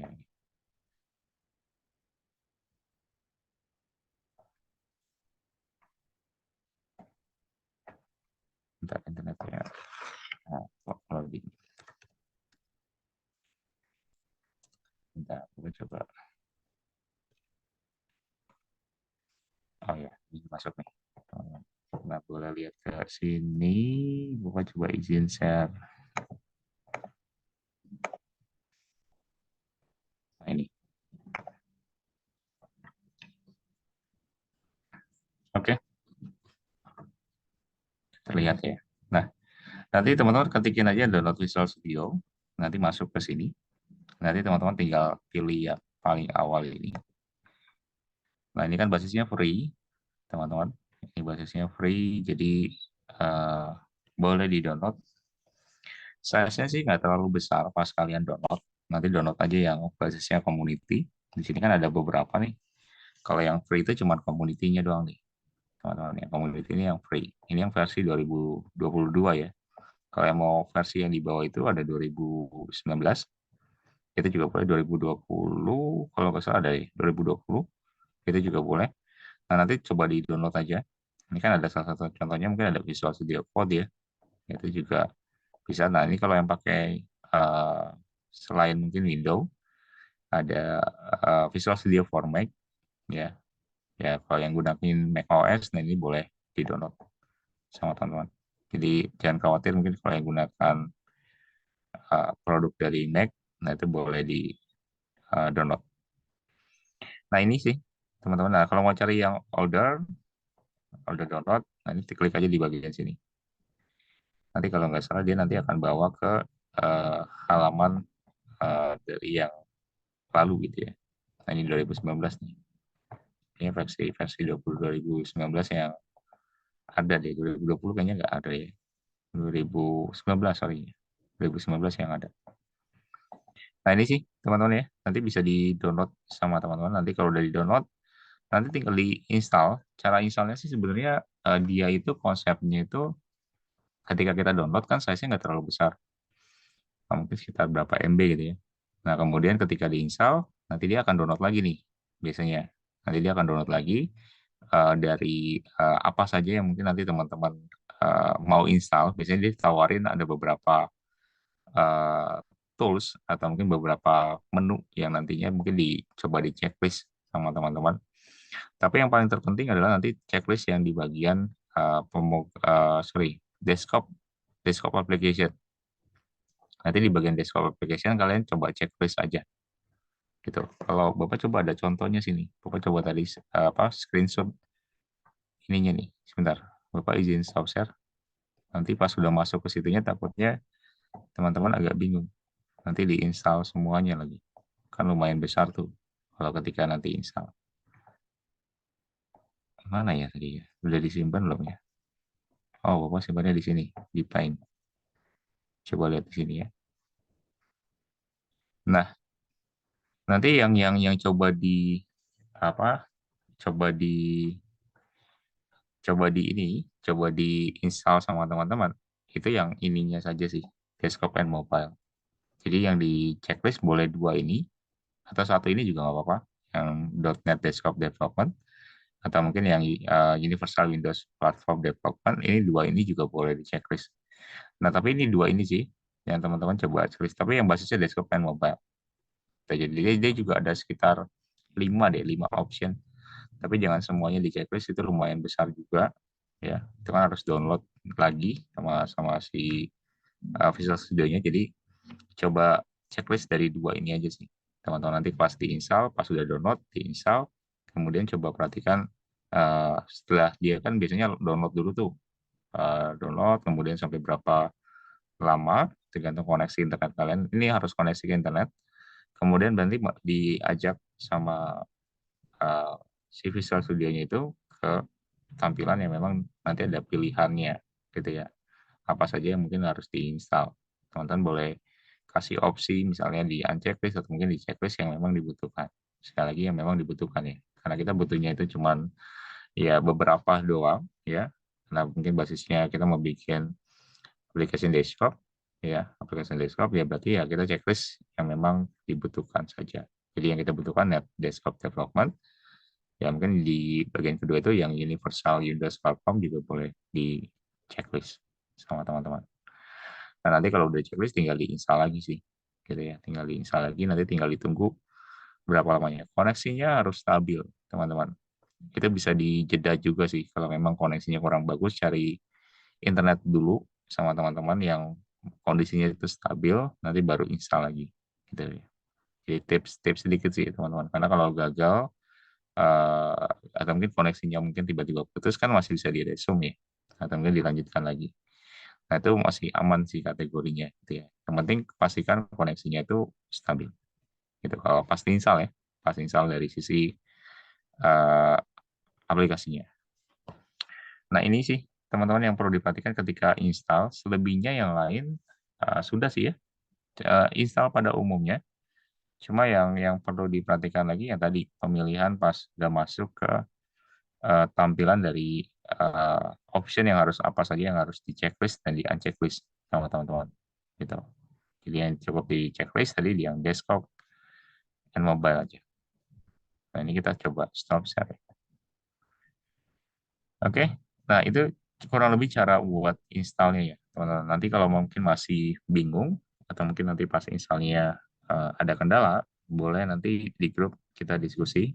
Nanti teman-teman chat aja, atau mungkin japri ke Bapak misalnya juga boleh. Nanti sebisa mungkin nanti Bapak juga akan balas untuk di pertanyaan teman-teman berkaitan dengan instalasi. Kemudian kalau untuk size sih ya harus disediakan paling apa ya spesifikasinya kalau untuk di Visual Studio ya karena komputer Bapak juga nggak terlalu spek spek tinggi banget, bahkan ini cuma notebook komputer Bapak ini cuma RAM-nya itu juga nggak basisnya cuma 6 giga gitu ya, tapi ya masih bisa jalan sih, tapi agak ngelek-ngelek dikit sih teman-teman. Kalau udah pakai Zoom kayak gini udah cukup berat nih jadinya gitu ya. Nah, kalau untuk spesifikasi komputer sih nggak terlalu butuh spek-spek gimana gitu ya. Yang penting mungkin ada RAM-nya basisnya mungkin 4, ya minimal 4 giga gitu ya spesifikasinya. Kemudian kalau untuk prosesor dan lain sebagainya mungkin standar ya teman-teman, nggak harus mungkin gunain yang canggih-canggih. Standar mungkin untuk di spesifikasi pemrograman biasa, gitu ya, nggak harus spek yang tinggi sekali. Yang paling terpenting ya coba diperhatikan dari RAM-nya, gitu ya, RAM-nya saja storage itu juga perlu coba diperhatikan sama teman-teman minimal ada berapa size yang mungkin nanti dipakai oleh si Visual Studio. Selebihnya aman sih teman-teman. Jadi yang perlu diperhatikan hanya beberapa poin itu saja kalau untuk di spesifikasi. Itu kemudian apalagi ya. Nah, Kalau untuk di Visual Studio sih, kalau cara untuk instalasinya sih nggak jauh berbeda dengan instalasi program pada umumnya. Jadi nggak harus ada yang di apa ubah-ubah path-nya dan lain sebagainya itu enggak sih, teman-teman. Jadi cukup install, kemudian hanya menginstal apa saja yang mungkin dibutuhkan di Visual Studio. Hampir sama juga kayak di Visual Studio Code jadi Visual Studio Code kan ada extension ya. Extension yang teman-teman juga harus install. Misalnya mau pakai HTML, ya di Visual Studio Code ketika diinstal kan belum keinstall. Ya otomatis extensionnya harus diinstal sama teman-teman. Nanti konsepnya ya sama juga untuk di Visual Studio. Jadi nggak jauh beda karena sama-sama produk dari Windows, ya itu nggak jauh berbeda sama Microsoft. Oke, nah kalau dari sisi tampilan dia bentuknya kayak gini nih, teman-teman. Kita coba lihat ya. Yang Bapak coba udah buka nih. Ini kalau nge-lag sedikit, sorry ya teman-teman. Karena spek komputer Bapak juga nggak terlalu canggih-canggih banget. Aplikasi kalau dikatakan berat atau enggak, ya tergantung dari spek komputer kalian sih. Gitu. Nah, dia bentuknya seperti ini sih, teman-teman. Nanti kalau di-create, bentuknya kayak gini. Kemudian kalau mau create project, ya tinggal create project yang ini nih. Nah, nanti teman-teman nanti akan dibawa ke tampilan berikutnya. Ini kalau agak nge-lag dikit, sorry ya. Kemudian dia create new project, nanti dia ada pilihannya. Biasanya itu nanti akan menampilkan beberapa option, ya. Mungkin mau bikin Windows, karena kan kita misalnya cuma desktop ya, desktop and mobile. Jadi ya di sini mungkin pilihannya hanya sebagian ini aja. Kalau mungkin di install sama teman-teman mungkin yang basisnya di luar dari itu ya mungkin nanti cukup banyak juga sih. Nah ini di sini kan kita hanya menggunakan Windows Form saja. Jadi kita pilih yang ini, kemudian tinggal di next.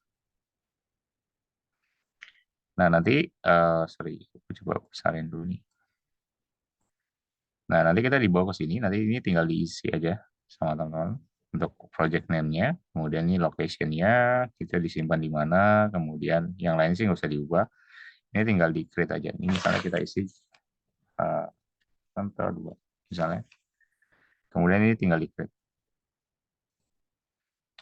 Nah, nanti kita akan dibawa, teman-teman akan dibawa mungkin ke tampilan dari si Visual Studio, gitu ya. Ini kalau kalau apa agak agak lola, mohon maaf ya, teman-teman. Agak lola sedikit, mohon maaf.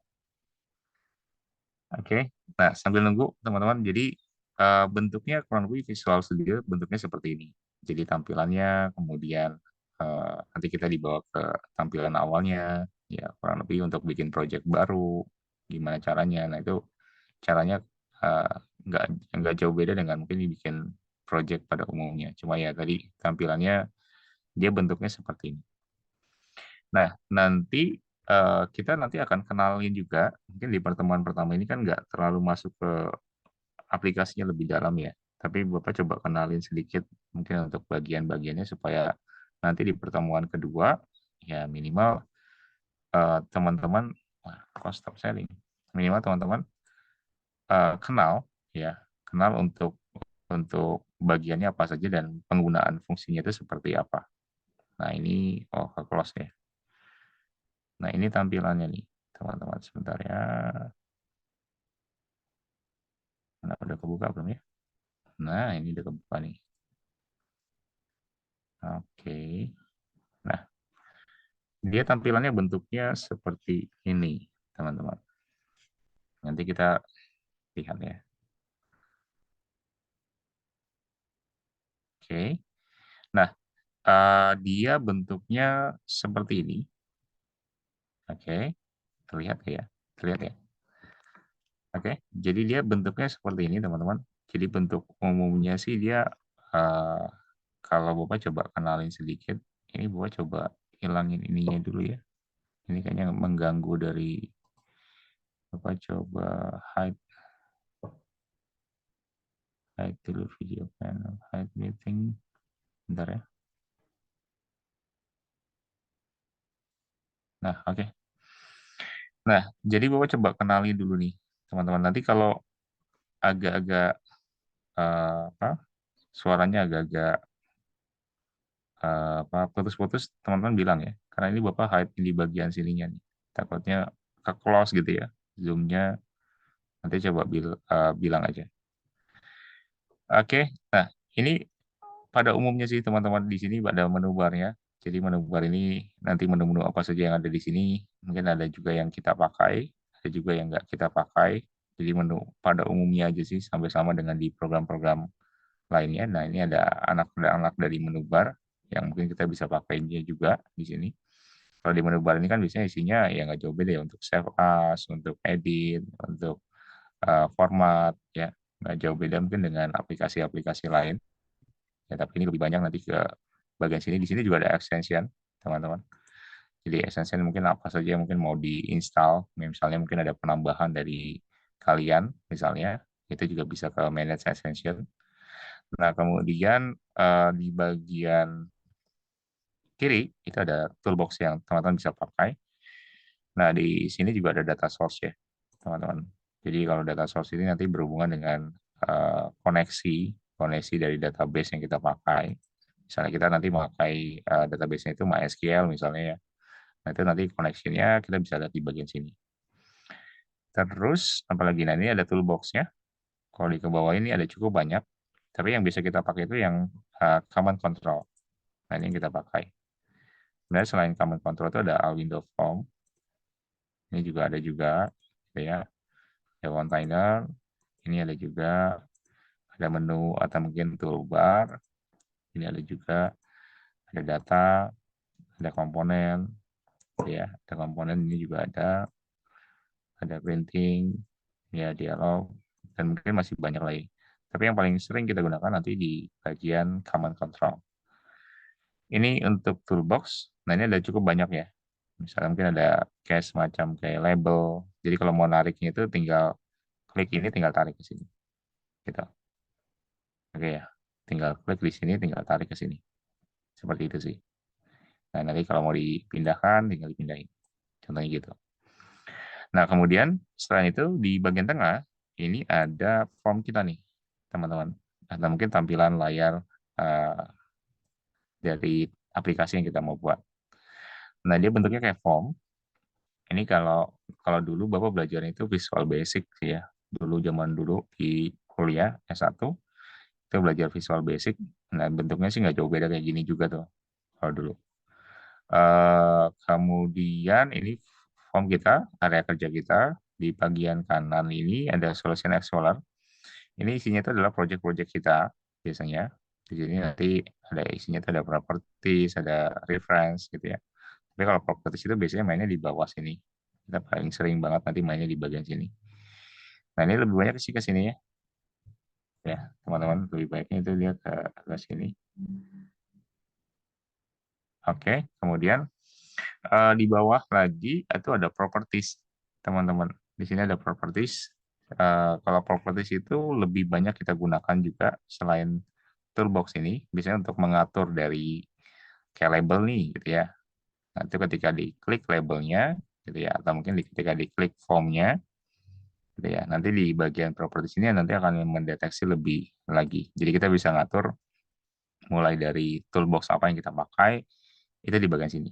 Nah, di properties ini ada cukup banyak sih ya.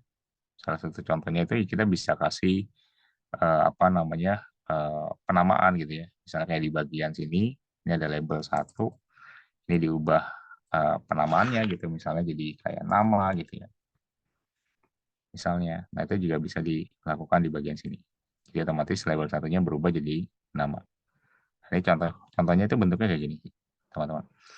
Selain itu, ini kan di bagian form design ya. Nanti di bagian satu lagi itu ada nama itu kalau ketika kita pakai button atau mungkin fungsi-fungsi lain gitu ya. Ketika kita mungkin double klik, nah nanti kita akan dibawa mungkin ke form .cs-nya gitu ya. .cs-nya itu biasanya untuk kita bisa ngoding di sana gitu. Jadi kita bisa coding di sana. Jadi nggak codingnya di bagian sini gitu ya. Tapi kita ngodingnya itu tetap di bagian file yang berbeda. Ini hanya bagian desainnya aja. Kalau desainnya ya tetap di form ini gitu ya. Itu teman-teman contohnya, ini kalau di form ini juga bisa diatur nih, contohnya ya. Misalnya form ini kan ada isinya itu ada teksnya nih, ada form satu gitu ya. Ini bisa diubah gitu ya. Misalnya eh, contoh satu misalnya. Atau mungkin contoh program satu. Nah, nanti dia berubah di bagian title-nya. Nanti contoh kayak gininya, itu bisa diatur pokoknya di bagian properties. Nggak jauh beda. Oke. Nah, sedikit nih demo nih, teman-teman. Sedikit demo, kita coba buat dikit aja ya. Nanti teman-teman juga boleh nyoba nih. Nanti setelah udah install, cobain aja. Nah, misalnya nih, kita ada nama nih. Nah, kita udah tulis nama di sini. Misalnya kita bikin form input ya, yang simpel aja nih. Misalnya di sini selain ada nama, kita cari ada text box. Paling mainnya kita nggak jauh beda di sini sih, teman-teman. Ini text box-nya, ini nama. Nah, biasanya Bapak coba ajarin tips sedikit nih. Setelah teks ini kalian udah isi, misalnya teks di bagian sini ya, kalian udah isi misalnya teks gitu ya, teksnya itu nama gitu ya. Nah, biasanya itu yang wajib diisi lagi, kalian coba scroll ke bawah. Nah, di bagian desain itu ada penamanya lagi nih, teman-teman. Ada penamanya lagi di bagian sini. Nah, ini kan ada label satu juga. Nah, ini tuh kalau di bagian desain itu digunakan untuk nanti kita ketika coding itu bisa buat ya, buat di bagian sini tuh untuk apa ya? Untuk ininya ya, untuk fungsinya, untuk fungsinya nanti ketika dipanggil di codingan kita, gitu ya. Contohnya itu biasanya kalau Bapak kasihnya itu sesuai dengan huruf depannya, misalnya kayak singkatan ya, lebih tepatnya sih singkatan. Jadi LBL gitu ya, LBL nama gitu ya, contohnya. Nah, di teks pun sama, di bagian teks box ini, teman-teman bisa klik gitu ya. Kemudian nanti tinggal di, ini agak-agak nge-lag sedikit teman-teman. Nanti kalau udah diklik, nanti tinggal diganti juga di bagian sini. Misalnya ini kan jangan kita kasih text box gitu ya. Jadi jadinya teksnya nama. Jadi sesuaiin aja sama bagiannya gitu ya. Karena kan ini teksnya untuk si nama gitu ya. Kalau mungkin nanti di bawahnya ada misalnya hobi gitu ya misalnya, ya berarti teksnya hobi gitu. Nah, nanti boleh diatur lebih bagus lagi. Nah, nanti kalau sudah gitu ya, ini teksnya nama, ini LBL nama, nah kita bikin buttonnya nih. Nah, itu tinggal tarik aja ke sini. Oke, nah buttonnya kita coba atur sedikit di sini. Nah, nanti button itu teman-teman boleh kasih untuk nama codingannya dan lain sebagainya itu boleh dibikin lagi gitu ya. Misalnya kayak BTN, apa ya, BTN submit misalnya. BTN submit. Gitu ya. Nah, kemudian untuk di button juga masih, kita coba scroll ke atas. Nah, cari teksnya. Nah, ini untuk penamaan teksnya, kita berikan misalnya submit gitu ya. Nah, ini contohnya kayak gini. Nah, kemudian kita coba bikin lagi satu lagi dia. Buat nampungnya itu kita pakai apa ya, label lagi deh ya. Nah, ini label. Nah, label itu buat keterangannya nih. Jadi kita kasih di sini tulisannya itu keterangan. Contoh ya. Nah, di bagian bawahnya itu kita cari lagi di bagian desain mana tadi. Nah, ini kita tuliskan LBL keterangan. Nah, contohnya kayak gini, teman-teman. Oke. Nah, kemudian kalau sudah, nah ini kita tinggal double klik di bagian submit-nya. Kenapa kok di bagian submit-nya kita double klik gitu ya? Karena kan semua fungsi, ya, teman-teman, semua fungsi itu nanti akan masuk ke si submit ini. Gitu. Nah, dia akan keluar from 1.js. Nah, ini teman-teman, nanti ini yang teman-teman nanti coba coding di bagian sini. Nah, dia strukturnya bentuknya kayak gini. Ada namespace, contoh 2, kemudian ada public particle, ya, particle class form, ini public form-nya, ya, ini ada tulisan initial komponen, kemudian baru void-nya nih, private void ini adalah yang si punya dari si PTN submit tadi, gitu. Jadi teman-teman boleh isikan codingan itu di dalam sini. Jadi fungsi dari si BTN ketika diklik, dia itu masuknya ke bagian sini. Nah, untuk bisa berfungsi ceritanya itu kita mau bikin kalau kita lihat di form kita gitu ya di sini, kita masukin nama, kemudian di submit, nanti muncul di keterangan ini. Kita mau bikin kayak gitu. Nah, berarti di sininya kita tinggal terapin sama teman-teman. Jadi kita tinggal panggil aja kayak gini. Misalnya LBL, masuk lah ya. LBL, LBL. Nah, LBL keterangan misalnya. Dot text. Nah, ini kita panggil si LBL keterangan. Kenapa? Karena datanya itu akan ditampung di LBL keterangan gitu ya. Kemudian kita pakai sama dengan, misalnya di sini kita ketikin, misalnya nama Anda adalah, gitu ya, namanya siapa gitu ya. Kemudian kita tambah pakai tanda plus, ini ditampung, ini ngambilnya dari mana gitu ya. Kita ambil dari txt nama dot text. Kemudian jangan lupa titik komanya. Nah, yang paling terpenting karena kita kan belajar itu pemrograman visual, teman-teman. Jadi eh, kita nggak belajar eh, eh, mungkin kalau untuk di awal dasar banget untuk mengenalkan dari bahasa C#, teman-teman nanti boleh coba dulu kalau dari Bapak pribadi sih belajar itu coba dulu di CLI. Belajar C# tapi di CLI. Paham ya? Belajar C# tapi di CLI, aplikasi CLI dulu. Misalnya kayak Visual Studio Code, ada C# dong. Nah, teman-teman coba pelajari di situ deh untuk awalnya. Misalnya, kenapa kok dipanggil yang LBL keterangan .text-nya gitu ya? Kenapa kok bentuknya seperti ini? Apa struktur untuk programnya? Nah, itu coba pelajari dulu untuk dasarnya, minimal dasarnya dulu ya. Dasarnya itu sebelum masuk ke pemrograman visual yang C#, teman-teman belajar dulu untuk di eh, pemrograman yang basisnya CLI dulu. Tapi untuk bahasa C#, ingat ya, untuk bahasa C#. Nah, nanti kalau sudah, ya, bentuknya kayak gini, ya, kemudian ini tinggal di save. Ini juga tinggal di save, ini otomatis ke save. Nah, untuk jalan ini itu tinggal pencet F5 atau di bagian sini ada start nih, teman-teman. Nanti kalau udah di start kayak gini, nanti kita tunggu aja ya. Kita tunggu, nah dia akan menjalankan dari program kita. Kemudian eh, nantinya mungkin akan bentuknya itu nanti ketika kita masukkan nama kita di text box-nya, kemudian kita klik buttonnya, ya kayaknya mungkin akan tertampung ke bagian label di LBL keterangan gitu ya.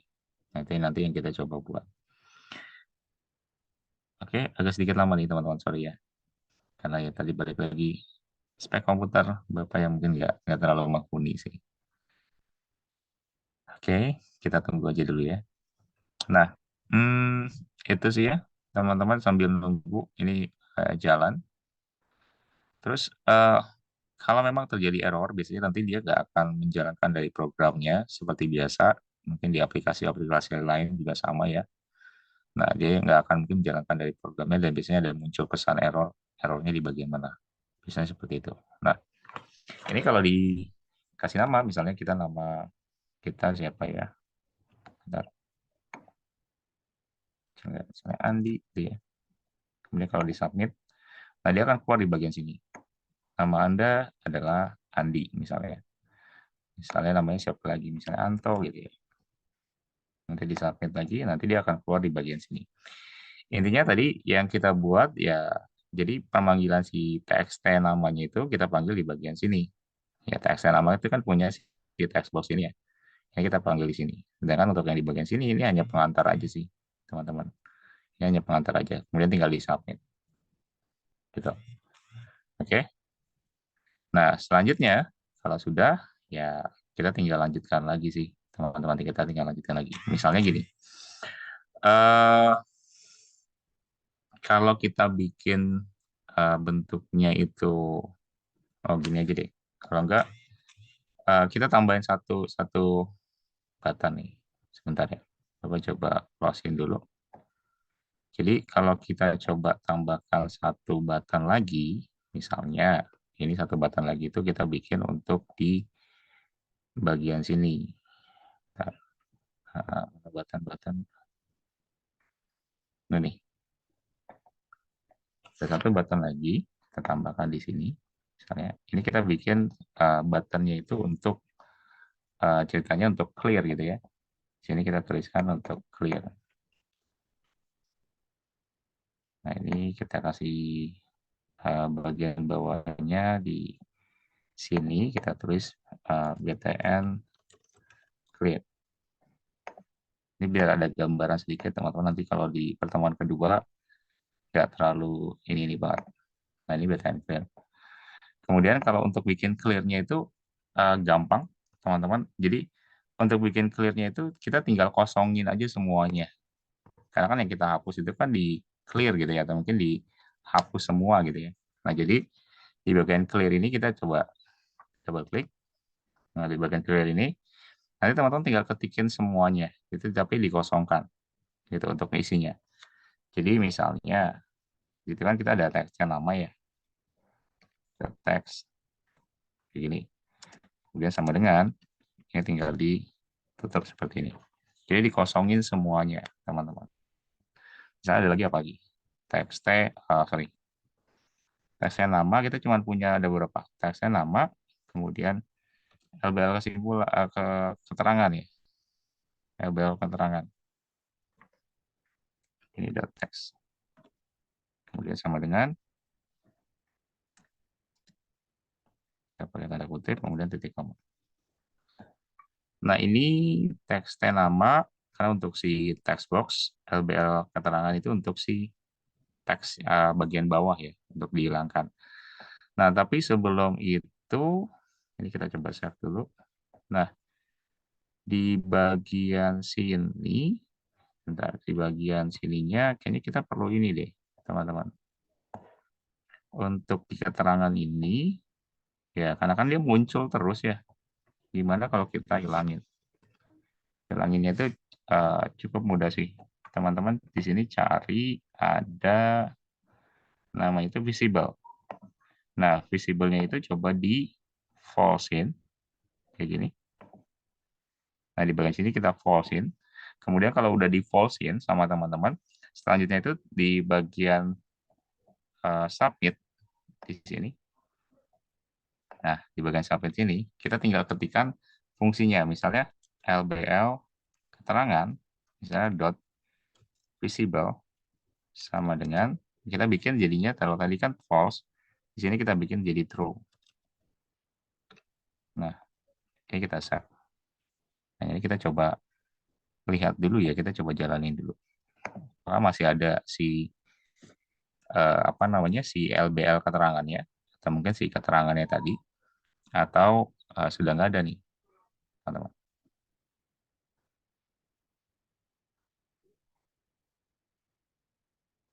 Oke. Tapi tampil nggak outputnya, teman-teman? Oh, sorry. Tampil nggak sih outputnya di kalian? Takutnya nggak tampil nih outputnya.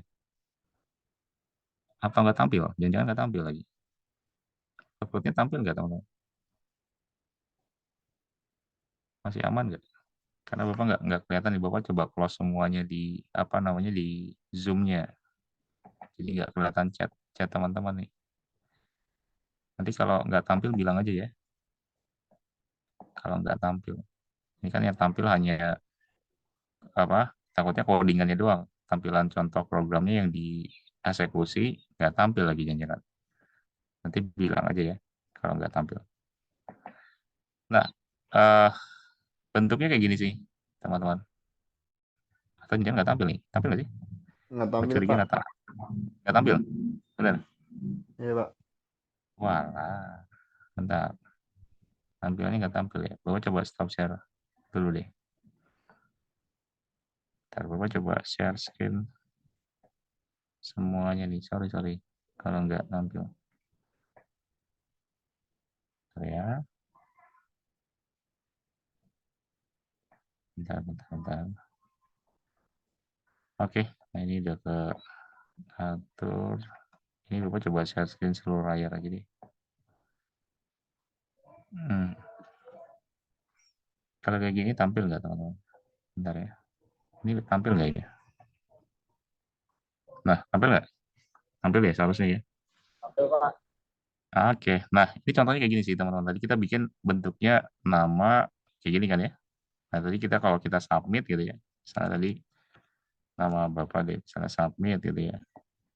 Nah, dia keluar di sini. Tadi sih bentuknya kayak gitu. Tapi kita visibelkan yang ininya nih, si keterangan ini supaya dia bentuknya itu nggak muncul di awal, dia itu keluar pas kita udah tekan tombol submit. Nah, kemudian kita tadi tambahin clear-nya. Di sini kan kita tambahin clear tuh. Ya, clear itu buat dihapus semua. Jadi kalau di clear, dia kehapus semua tuh. Yang kita clear itu apa aja? Si teksnya ini kan pasti udah otomatis akan diisi oleh si user ya. Sama si labelnya ini nih, label si keterangan. Karena kan label keterangan ini dia tampil nih, ya kan? Ketika kita submit dari si nama yang kita isi di text box. Gitu, misalnya kayak tadi, gitu ya, di submit kayak gini. Nah, dia keluar nih di sini. Sedangkan kalau kalau kalian mungkin mau ngilangin semua, ya otomatis kan harus mungkin memakai satu fungsi lagi gitu ya. Mungkin untuk di button ya. Kemudian kalau di clear ya dia kita kosongin semuanya di sini, logikanya kan gitu. Kosongin dua-duanya di sini. Kalau di clear, udah dia otomatis ke hapus semuanya gitu. Nah, makanya di bagian sini juga dikosongkan. Nah, sedangkan untuk ngosongin ininya, ini kan tadinya ada tulisannya ya. Jadi kalau tadi Bapak lupa share screen semuanya nih. Seharusnya ada tulisannya di bagian sini nih, di awal. Kalau kita nggak visibelkan di propertiesnya itu jadi false, dan di bagian sini kita panggil visible untuk di true-nya, ya otomatis dia ada terus di sini. Gitu. Jadi lebih baik sih mungkin dihilangin sih. Nanti dia akan muncul ketika di button ini disubmit oleh kalian. Entah itu namanya siapa gitu ya. Misalnya ketika disubmit, itu dia akan keluar di sini. Gitu. Nah, itu fungsi dasar sih. Teman-teman, ini fungsi dasar dari kalau kalian mungkin mau bikin kayak form input, tapi yang simple banget, itu bisa pakai bentuknya seperti ini. Nanti kalau di-clear lagi, dia akan kehapus semua. Nah, ini tinggal di close, kalau mau di-closein programnya. Nah, bentuknya seperti itu ya, teman-teman. Nanti untuk kalau untuk challenge-nya itu, nanti untuk di teman-teman nanti kerjakan, bukan dikerjakan, teman-teman nyoba, maksudnya nanti ketika udah install aplikasinya, udah dapat aplikasinya dan diinstal, nanti cobain aja sama kalian. Kalau bikin formnya ditambahin gimana teman-teman? Misalnya formnya itu kan di sini cuma nama, gitu ya. Kalian coba bikin nanti formnya itu ada 3. Misalnya nama, satu lagi apa lagi ya? Misalnya minuman favorit, misalnya, sama film favorit deh. Nama, nanti ketika diisikan tiga-tiganya gitu ya, kemudian botol tombol submit itu ditekan atau mungkin diklik, dia keluar ketampung di bagian sininya. Jadi ya tadi namanya siapa, nama Anda siapa, kemudian minuman favorit Anda apa gitu ya, kemudian film favorit Anda apa nih gitu ya. Nah, itu nanti keluar di bagian sini gitu, di bagian keterangan ini. Jadi ditampung di dalam satu eh, label aja, di dalam satu tabel aja, bisa nggak? Di dalam satu label ini ditampung 3 ini. Kalau yang udah install ya, tapi ya, yang udah install. Nanti cobain aja di rumah, habis itu nanti kalau udah install, cobain mungkin bikin eh, tiga apa ya, tiga bagian ya, 3 bagian. Ada bagian untuk di bagian nama, bagian untuk minuman favorit, sama film favorit. Nanti bikin juga untuk di clear-nya, supaya mungkin dia bisa nge-clear datanya yang udah masuk gitu. Bikin submit sama clear. Bikin aja kayak gini, tapi cuma tambahin minuman favorit sama film favorit di bagian sini. LBL-nya ditambahin 2 lagi, text box-nya tambahin 2 lagi. Oke, nanti coba untuk challenge-nya sih ya. Nanti habis ini teman-teman install dulu, atau mungkin besok baru install nggak apa-apa. Terus baru nanti cobain kalau udah diinstal. Oke. Nah, ini sih teman-teman, selain itu apalagi ya? Kalau di properti ini ada cukup banyak sih ya. Kalau kita bicara tentang visual itu pasti identik banget ya teman-teman sama kayak color atau warna. Nah, di sini tuh ada cukup banyak yang bisa dipakai ya. Teman-teman, ini ada custom, bahkan custom itu kita bisa pilih warnanya mau warna apa gitu ya.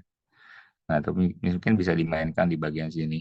Teman-teman ini tinggal menyesuaikan aja dari apa yang teman-teman mau buat gitu ya. Nah, itu tinggal dikasih warna aja.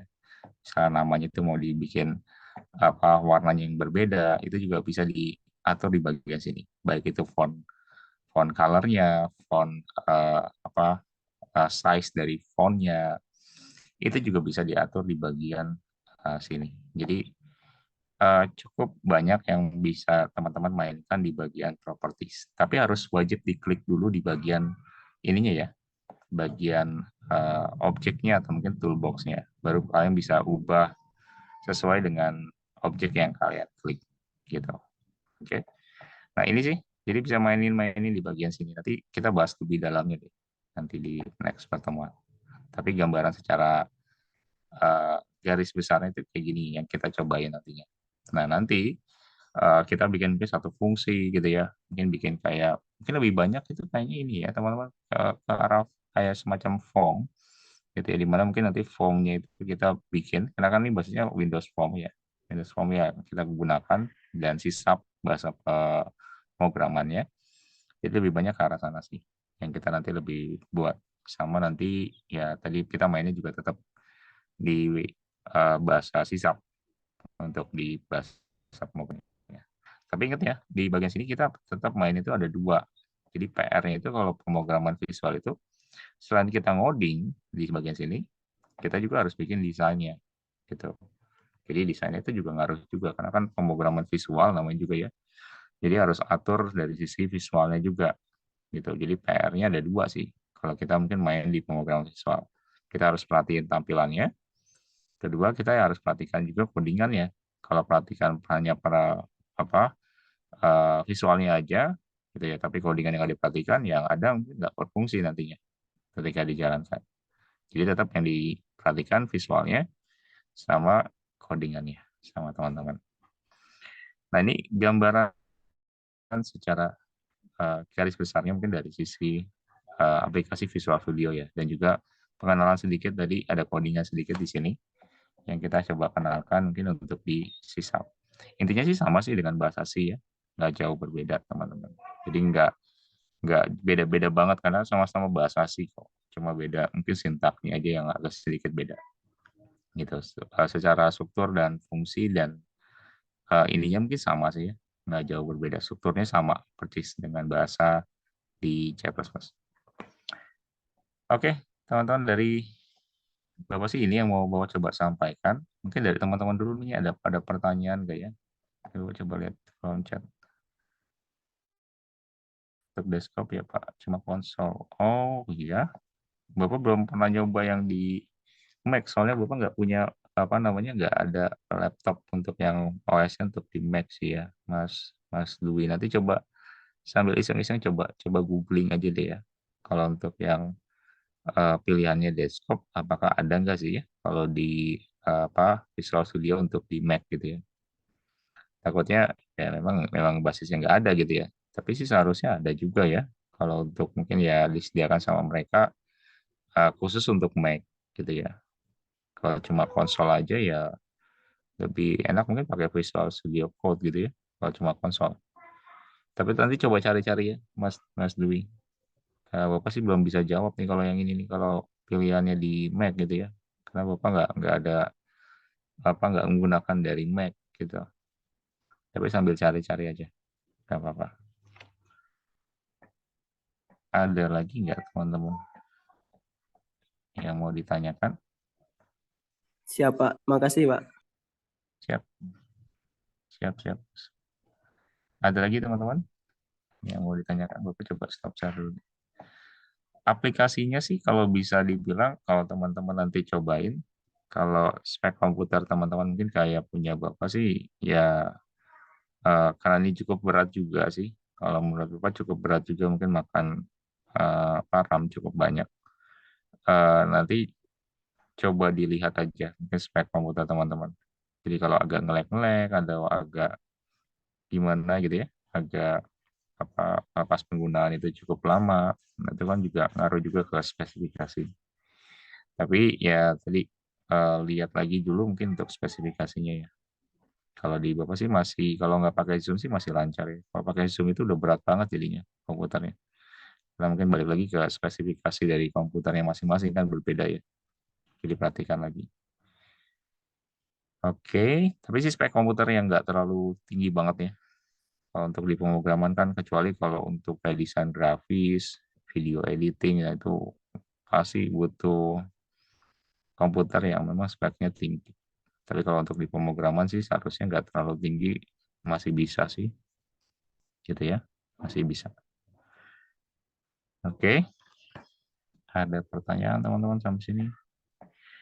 Nanti Bapak sih berharap di semester lagi, di next pertemuan kedua, sudah ada aplikasinya. Kalau memang yang diinstal di laptop atau di komputer desktop, atau mungkin komputer di rumah gitu ya, itu boleh diinstal sambil mungkin nanti belajar sama teman-teman di rumah.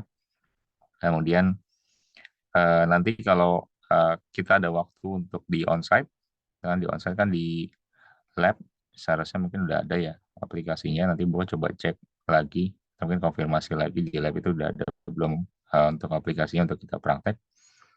Kemudian nanti kita cobain praktek di lab gitu kalau memang nanti ada jadwal untuk onsite.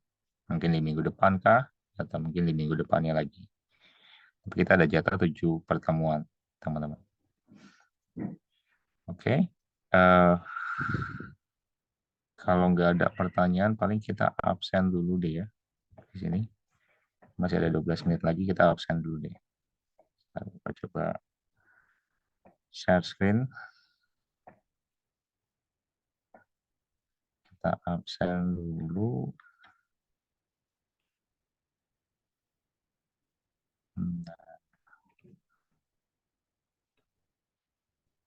Nah, daftar presensi. Nah ini. Oke, kita absen dulu teman-teman. Ada, nanti tolong bilang kalau memang ada update mahasiswa tersebut memang udah bukan nggak hadir, memang tidak, mungkin sudah tidak berkuliah lagi. Teman-teman nanti boleh bilang, nanti biar Bapak highlight di bagian sini. Ada Mas Abdurrahman. Sudah tidak berkuliah lagi, Pak. Oke. Nah, Bapak coba highlight dulu nih. Jadi supaya ketahuan siapa aja sih gitu ya. Bentar. Ininya di hide mana sih hide. Nah, apa hide dulu deh. Oke. Zona merah aja deh. Kemudian ada Mas Abi. Hadir, Pak. Oke, Mas. Kemudian ada Mas Aditya.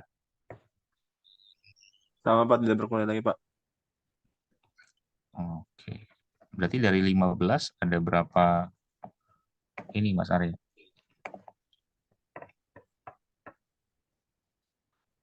Ada dari setengahnya, Pak, mungkin.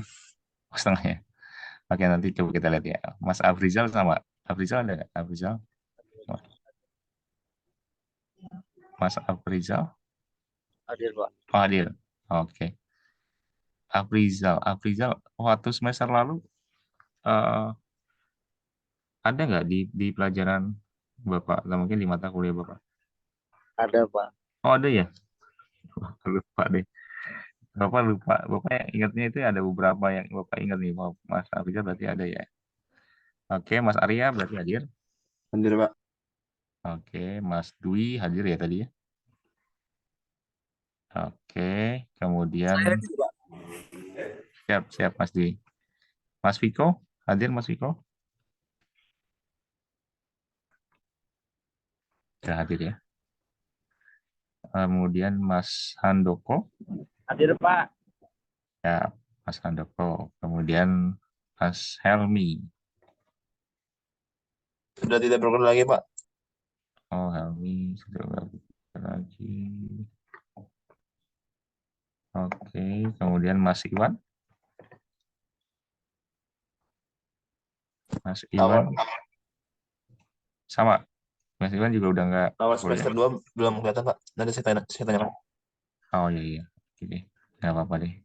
Nanti kita skip dulu. Mas Yanuar? Nggak hadir ya. Mbak Novianti?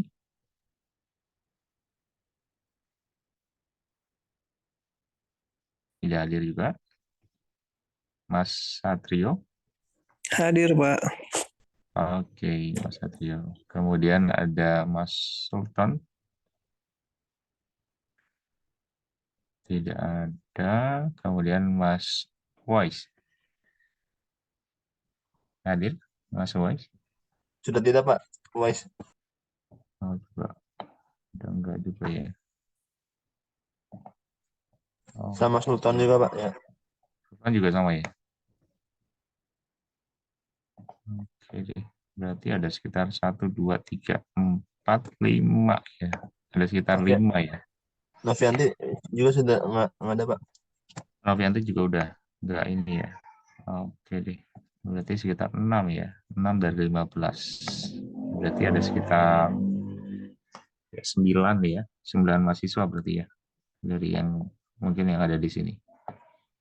Oke, berarti yang tadi nggak masuk ada Piko, Iwan, sama Yanuar.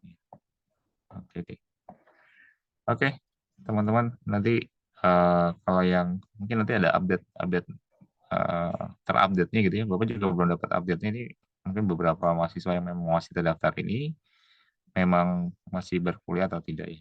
Nanti Bapak coba konfirmasi ke Pak Ajis deh ya untuk beberapa mahasiswa ini. Oke, teman-teman sebentar. Tombol hide-nya Bapak hide ininya nih. Kita coba stop share dulu. Oke teman-teman, kalau dari bawah sih cukup ya untuk pertemuan kali ini. Nanti coba di rumah